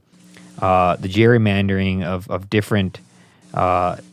different systems within a city, or the voting where you can and can't vote, confuses people. It's almost like as if it's designed to confuse people, or at least be confusing enough to where maybe you won't question a lot of it. You'd have to be educated, and you'd have to actually want to go down those wormholes and look into it. You being starting to be a lawyer are obviously going to be more aware of these things, and you're obviously already intrigued by it naturally, and you're going to be forced to take classes to learn so much more about it, So what would you say is the best way for people to get a better understanding of just basic government history and law? Is there a book or a YouTube channel or anything you would suggest for the average person who doesn't have the time to get a degree in economics or government or history, Yeah, so if people are interested in really studying the foundation of our government, I would recommend reading the Federalist Papers, which are a collection of 85 newspaper articles that were written under the pseudonym Publius by mainly James Madison and Alexander Hamilton, also a few by John Jay.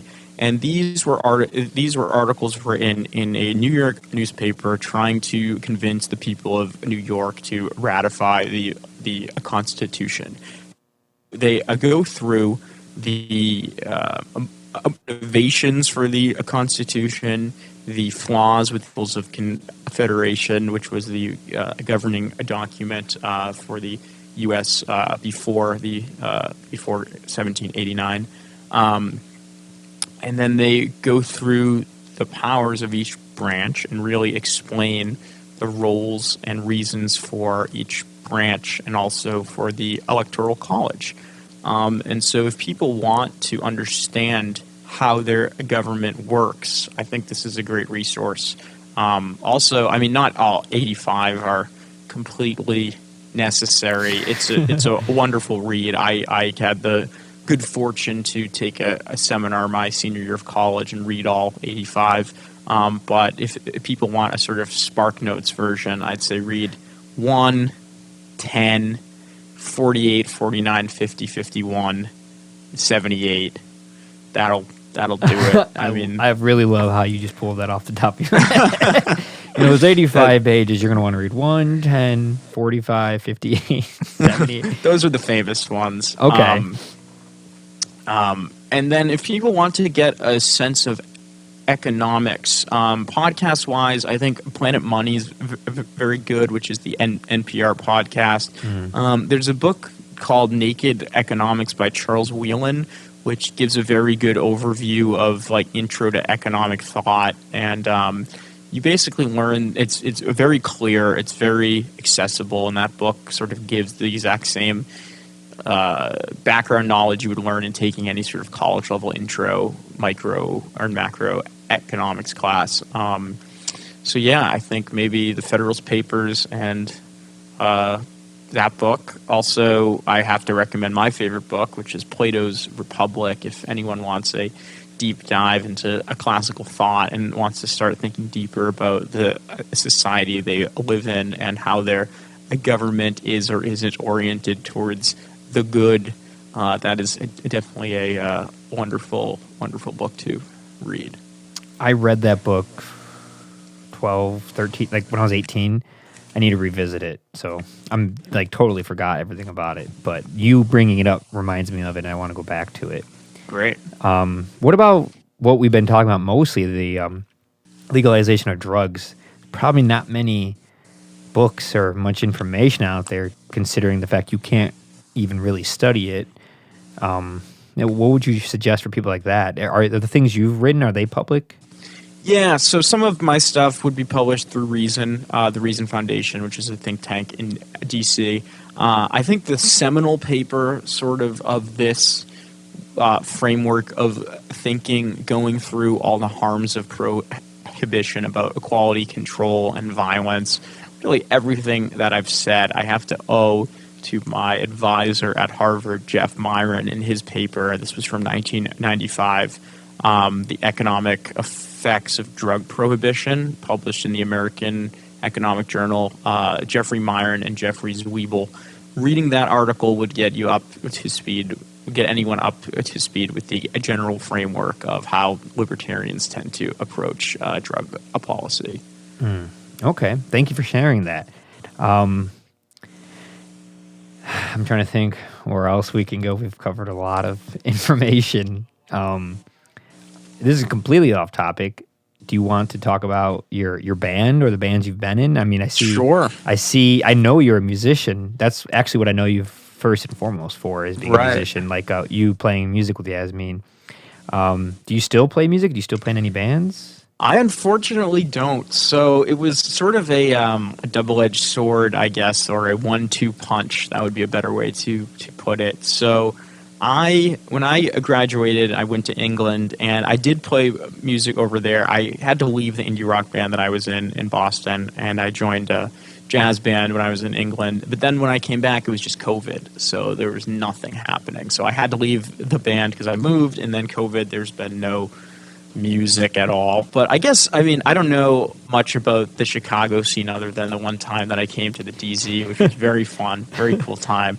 But the Boston scene is very much in a sort of lull right now, obviously because of COVID. But even before that, it's very much, because Boston is such a college town, it's very much situated on like who's in college, who's like hasn't graduated, and once people graduate, it changes very much.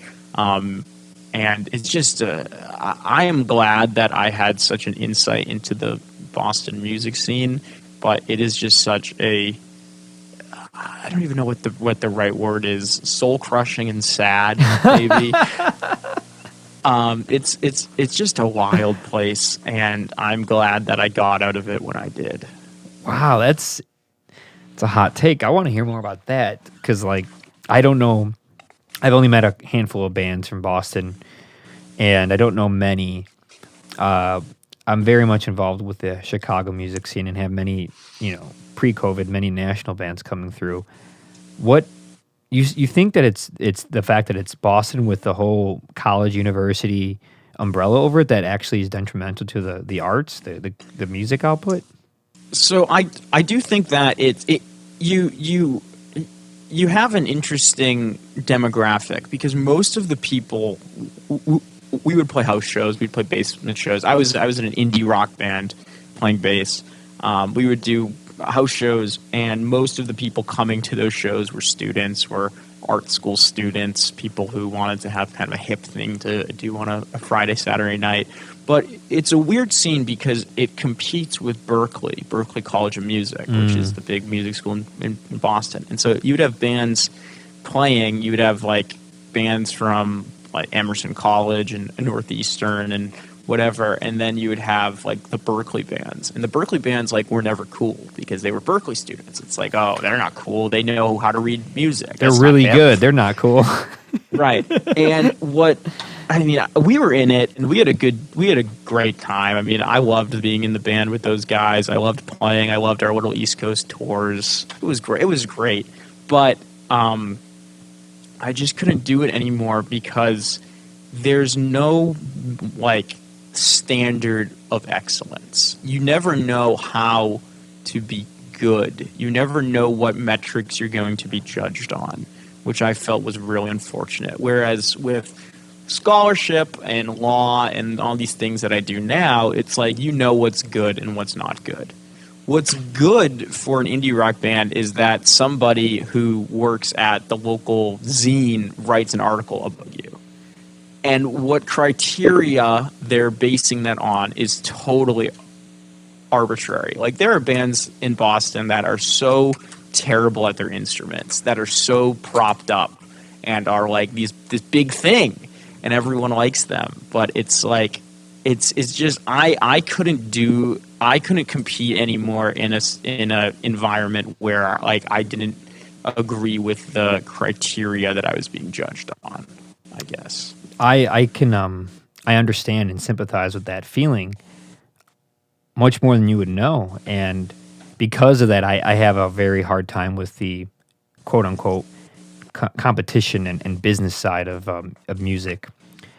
Like what I personally do with the music I make or the bands I play with, it's the opposite of what you're saying. Like, I don't want a competition. I don't want a numerical value associated with it. I don't want to monetize anything. It's supposed to be pure art, expression, creativity. It is subjective. It is arbitrary. There are no rules.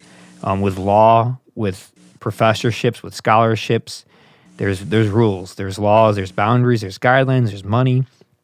And that's the beautiful thing I love about art is people might, at the end of the day, might have an agenda to get money or something out of that, but at the core, it is a form of expression, and there is no right or wrong, up or down, in and out response or answer to it. It's, do you like it as a human being or do you not? Does it do something for you or does it not? And that's what I personally love about music.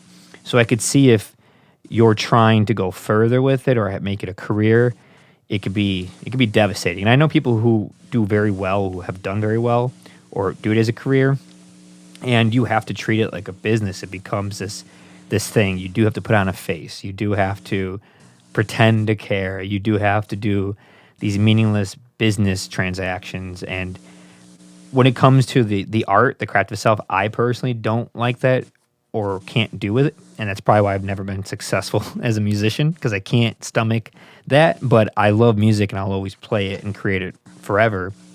And that's like one of the best things I love about like the shows and the fest we have here. It's not really about money. It's about the craft, the music, the expression, people coming together and expressing that. So when you make it a competition or you bring in, monetizing things, it gets hairy. It gets a little, I don't know, contrived, disingenuous. Art should be, you should be compensated for your art, but that shouldn't be the goal. It should be a product, the byproduct of doing it. You should do the art and be genuine in your intent. And if people like it and they give you money, that's one thing. But to just do it for the money, you lose so much of what is the essence of creativity, in my opinion. And that might be what you faced. I think we were doing it because it was fun, and for a long time it was really fun. Yeah. But then it also is like the social aspect of it. Like, it starts to blur the lines of like people like your band almost becomes like a political statement. It's like it can't just be art. It's never just about the art. It's like, what are you promoting? What are you not? What space are you taking up? And that just didn't get fun anymore. And so it was unfortunate. But I sort of saw the writing on the wall that it's very difficult for a band of 3 suburban guys playing sad boy indie rock to get traction. It's just not what the market is. And I'm all for markets. I'm all for consumer preferences being realized. But I sort of could tell that this just isn't the zeitgeist for the 2002 Blink 182 kind of style band, and we sort of missed that boat by 20 years. Oh, I love the way you even explain it. It's so funny and just the free market. It's very business and economic oriented, because it is. That's the hardest part about going into the arts is, it's got the tinge of creativity, but it really still is a business. People still get money. Artwork still goes up in a gallery. The owners of the gallery get a cut. The artist gets a cut. It's still an industry and a business, and it's capitalistic, and there's a free market. And that's not necessarily a bad thing, but if it's not your taste, it's clearly not yours, then you're left in the dust to be like, well, I guess I'm not going to do that anymore, even though I really love doing it. At the end of the day, It might just become a side passion or a hobby, something you do when you come home from work, something you do with your friends on the side. Maybe no one even knows about it. And I'm assuming that's probably what it will be for you. If you're not going to chase that, it might just be, I play bass, I play guitar, I do it for fun when I want to do it, and I have fun with it. I make music when I do, but it's not at the forefront. It's not what I'm doing with my life. It's a thing a lot of people have to face that really love any type of artwork. They have to be, well, at some point, you have to pick and choose what you're really going to put everything into. It's a hard dilemma, and it's kind of sad. Sad boy music, that kind of sad. Exactly. What was the name of your band, if you don't mind plugging any of them? We were called The Water Cycle. Nice. Who came up with that? The lead singer did. Yeah. We had I played on 2 albums, and they came out with a third, on which I wrote one of the songs, but they changed the lyrics because they didn't like them.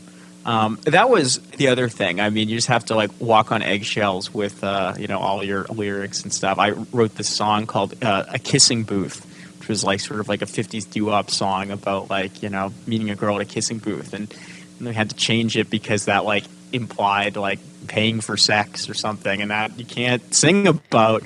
And so it's just this whole thing, and people people say, they tweet, it's bad to write these songs about liking a girl, or it's a whole different world that you can't try to write Ben Gibbard lyrics anymore, because it's bad. I mean, and I get it. I do get it.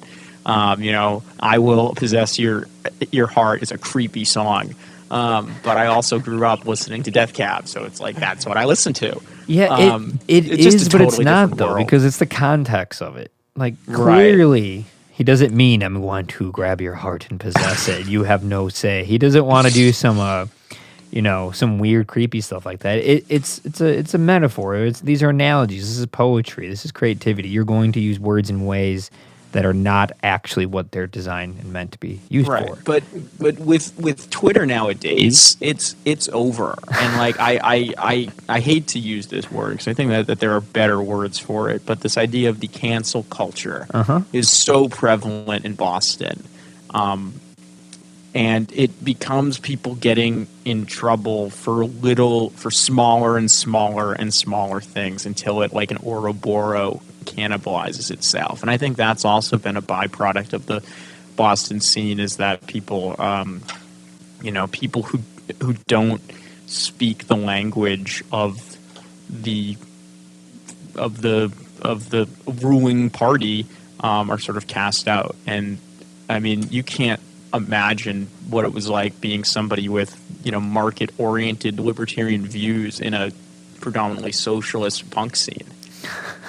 It was amazing. I mean, it was terrible and amazing. I had to dress up weird. I had to wear like I wore like a John Kerry hat to shows. Like I had to hide who I was for many years. What would you normally have worn? What, like this? What's I mean, wrong I'm with not gonna wear that? this to a show, but like I wear blazers usually Yeah. every day and stuff. Probably not gonna wear a John Kerry hat, but like it is weird how in that is a sort of a microcosm for like the society at large. Is that if you're not jumping on the bandwagon for either side, you're cast out and people don't want to talk to you. And it's not just a problem with the left. It's, I mean, obviously I'm sort of a libertarian leaning person in very liberal spaces, being from Massachusetts going to Yale, but I'm sure that if a socialist leaning person went down to Alabama, they would have the exact same experience, and that's no better.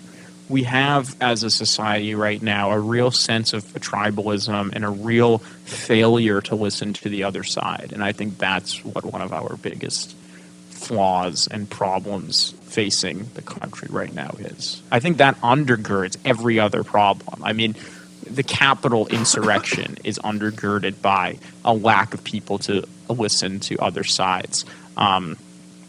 Protesting and rioting and burning down of cities is it's the same it's the same issue. I just really think that we are at a moment where nobody wants to have a dialogue, and that's really scary. Well, we are, and I'm Yes. glad Yes. because I agree with you, and I think you're absolutely right, and that's been the best and most beautiful thing about podcasts is this free, unedited, uncut, 2, 3, 4 hour conversation, hearing the other sides. I have been wrong about things that I've said in the last 3 hours. I've learned some things I didn't know about. I corrected things, and I've been right about things. Like, that's what it is to be a human being. You're going to get things wrong, right, and a lot of stuff in the middle. It's life and existence is nuanced. It always will be. That's just the way it is. And the tribalism that you mentioned, it's a serious, serious problem. It breaks apart families, classrooms, colleagues, relationships. It's a really dangerous dynamic to just shun people and not hear their side. It's like, okay, so we had, 70 plus million people vote for Donald Trump and about 80 plus million people vote for Joe Biden. And then there's a bunch of other things in the middle that were other people were voted for. So you mean to tell me that 70 million people, if you're liberal and they're Republican, or you're Democratic and they're Republican, that they're all wrong and they're all racist and they're all bigots? Like, no. A small percentage will be, just like a small percentage of people on the 80 million side are going to have some crazy ideologies, and they're going to be too extreme about stuff that I don't agree with, even though I identify to be more liberal. And it's a problem. I think it's good to have a civil discourse, to have a conversation. I learn so much when I just talk to people, especially when they have something that I don't agree with. Like you mentioned earlier, that man, I forgot his name, something Bush, you sat down with him and you agreed upon nothing. Oh, yeah, John Walters. He was the Bush drug czar. The Bush drug czar. Okay, John Walters. You said you sat down with him many times and never agreed upon anything. I guarantee you learned a lot by doing that. Definitely. And he probably learned a lot from you, and you, half his age? A third of his I age? think he's like 60, 70. Yeah, how old are you, 24, 25? 23. 23? Yeah. What am I doing with my life, Rob? That's insane. Well, congratulations on all the success you've had by 23. Thank you. You and Yasmin, what is in the water in Boston? Yeah, Easton, special place. You both, I'm just Great how public old are you? schools. You're so sick. You're What? so accomplished at such a thank young you. age. So yeah, keep doing what you're doing, and I hope you keep playing music. And I would love to, at some point in the future, when COVID isn't what it is and life isn't what it is, like you can come in, if you ever visit Chicago, and we could do this again in person and That'd be great. continue probably another 10-hour conversation about this stuff. There's so much to talk about tribalism and picking teams. People love to do it. People love it with genres. They love it with films. They love it with sports. They love it with food. They love it with being vegan, with being a meat eater. They love it with everything. It's very interesting. And that's another many-hour conversation. So, Sure. Yeah, I will. Leave you with a brief story, I guess, about of course, tribalism and how I think natural and innate it is to us. So when I was in high school, I was involved in a program called Boys State. I don't know if you've ever heard of it. Every state has one. And there was actually just a documentary made about the Texas Boys State. So essentially what it is it's a week for high school juniors to congregate, usually at a local university, and to form a simulation of city and state government. And so I was a participant when I was a junior in high school, and then I was a counselor on staff for 3 years. And so when you first get there, you get sorted into an arbitrary political party, either a nationalist or a federalist, which means nothing. There's no platform. You choose the platform. But on day one, people start campaigning for statewide office without any sort of platform, without any sort of values.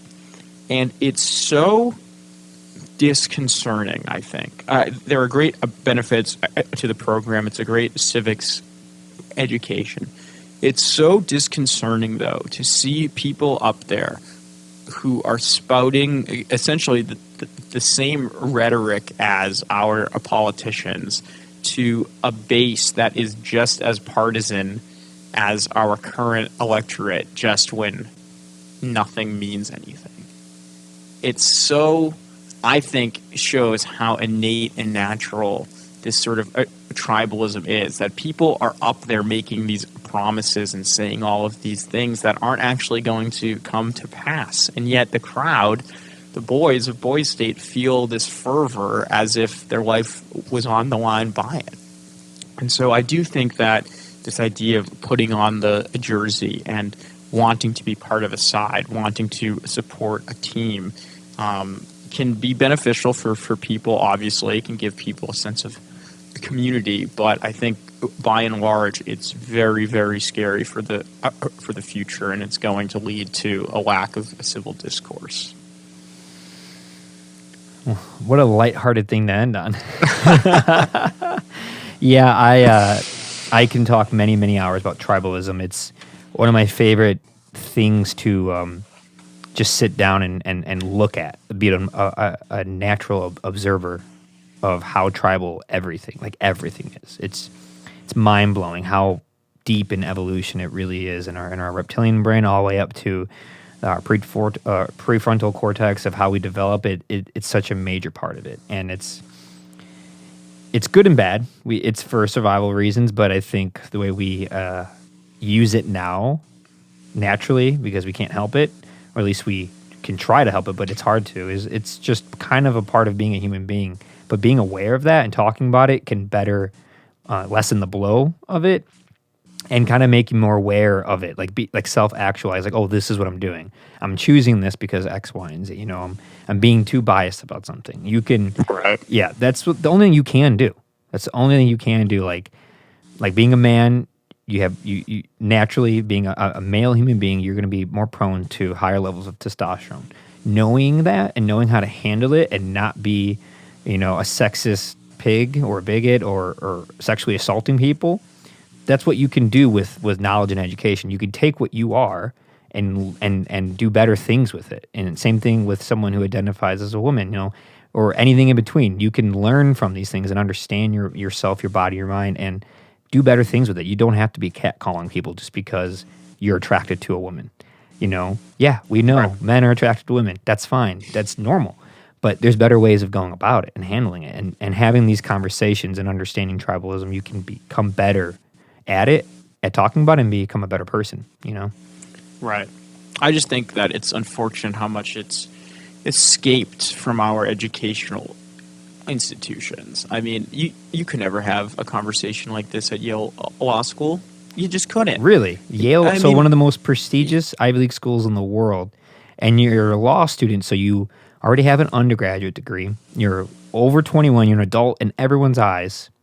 You're at a prestigious place. You worked your whole life to get there, because otherwise you can't go there, and you still can't have a conversation like this? It's gone. I mean, it's so unfortunate because of the critical theory that exudes and I don't think everyone believes that it's right all of the time, but even if you try to buck against the orthodox, I think that people are afraid to have a conversation or an argument guided by any other methodology besides a critical theory. And so I don't think it's the point of an educational institution to only support one methodology. That wouldn't make any sense. And I think that's really bad for our dialogue and our discourse. And so I do think that our universities are becoming more and more hostile towards heterodox views, I guess. I think that's antithetical to the purpose of a university. And I think that's really doing a discredit to everyone because I think that critical thinking is a very important skill for everyone to have, and that only comes through the dialectic method. I agree. Critical thinking, it's important, and I hope we don't lose it.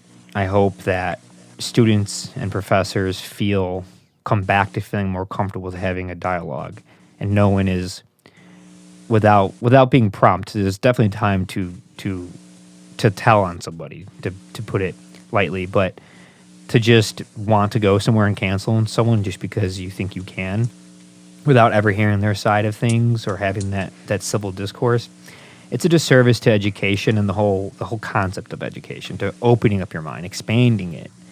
You know, I got canceled at Yale Law School because we were having a conversation about jury nullification, which is a very fascinating topic. It's this idea that a defendant should be acquitted by a jury, even if there's conclusive, indisputable evidence that they broke the law, because the jury thinks that the law is unjust. And so we've just spent the past 2 hours talking about unjust laws, namely drug laws. And so people were saying, I support this. I think that this should happen because drug laws are unjust. Well, I agree with that. They would never know that because they jumped down my throat for what I said, which was a comment skeptical of opening this Pandora's box. I said something to the effect of, imagine if we had some white nationalist shoot up a black church like Dylan Roof. Imagine if there was a white racist on his jury. Would we really want to give that juror the power to nullify the law? I don't think so. And so I made a perfectly reasonable argument, I think. I think people can disagree and we could have the dialogue, and I think that's the most beneficial thing on any issue. I may be wrong, but let's talk about it. And so I made that argument. Instead of people addressing my point, which I thought was and still think is a valid point, I don't want to give racists the power to let other racists off for murdering people. They started the ad hominems. They took to the class group me and called me every name in the book and said this, that, and the other thing. And I was canceled for going against the orthodoxy. Wait, for what not were they mad at you speaking for? the shibboleth. What were they mad at you for? They were mad at me because I was against jury nullification.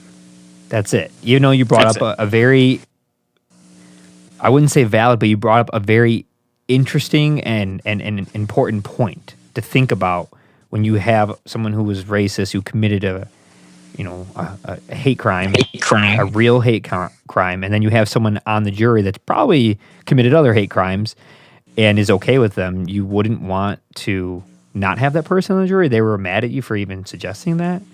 So I was saying that the jury should not have the power to reject the law, because in that instance, that would obviously be something that everyone would agree would be a bad idea. Yeah.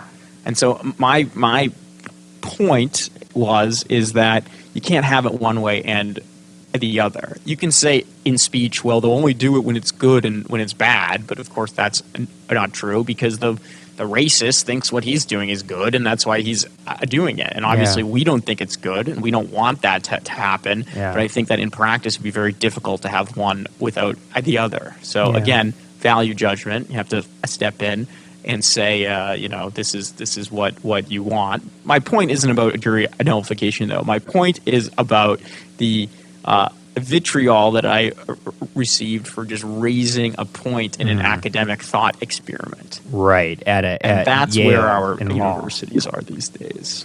Yeah. Yeah, that's not good. What did your professor think? He didn't comment. I did have people call me after who said, I think you made a really good point, and I'm glad you brought it up. Sorry everyone freaked out. You know why your professor didn't say anything? Right, because they would have freaked out on him, probably. Yeah, exactly. And it's they sad. can't get in trouble. And I am always for a discourse. I'm always for talking to people who I don't agree with. Most of my friends when I was at Harvard were liberals, but they were open to a dialogue. It was way more fun than just being friends with a bunch of people with whom I agreed, and would just say, "Oh yeah, I agree too." You can't have any academic discourse there. So I think that it's unfortunate somebody who's so interested in debate and a dialogue to be in a place where you really have to walk on eggshells. Yeah. Man, our third attempt at ending on a sad note. Tribalism, discourse, drugs. To me personally, this podcast was very positive because I learned a lot from you, and I think listeners will learn a lot from you. They'll learn a lot from our conversation. I hope people have different thoughts now about it, or at least they feel differently about it, or are open to other thoughts. If you'd like to plug anything right now, maybe where people can find any of your work, or your social media, or your music, or just anything at all, if you want to plug it right now, go for it. Sure, yeah. So most of my drug policy writing is through Reason Foundation, reason.org, not to be confused with reason.com, which is the magazine portion, but also reason.com has some great pieces, more popular journalism studies on drugs. But I will be publishing the Alex Berenson response paper that I mentioned a few times about marijuana, mental illness, and violence with Reason. And I will also be publishing an updated version of my senior thesis on opioid prescribing policy with Reason. If there's anything you'd like to further talk about, tell me things that you agree with, things you didn't agree, want to call me an idiot, send me an email at rcapodilupo@gmail.com. Be happy to respond.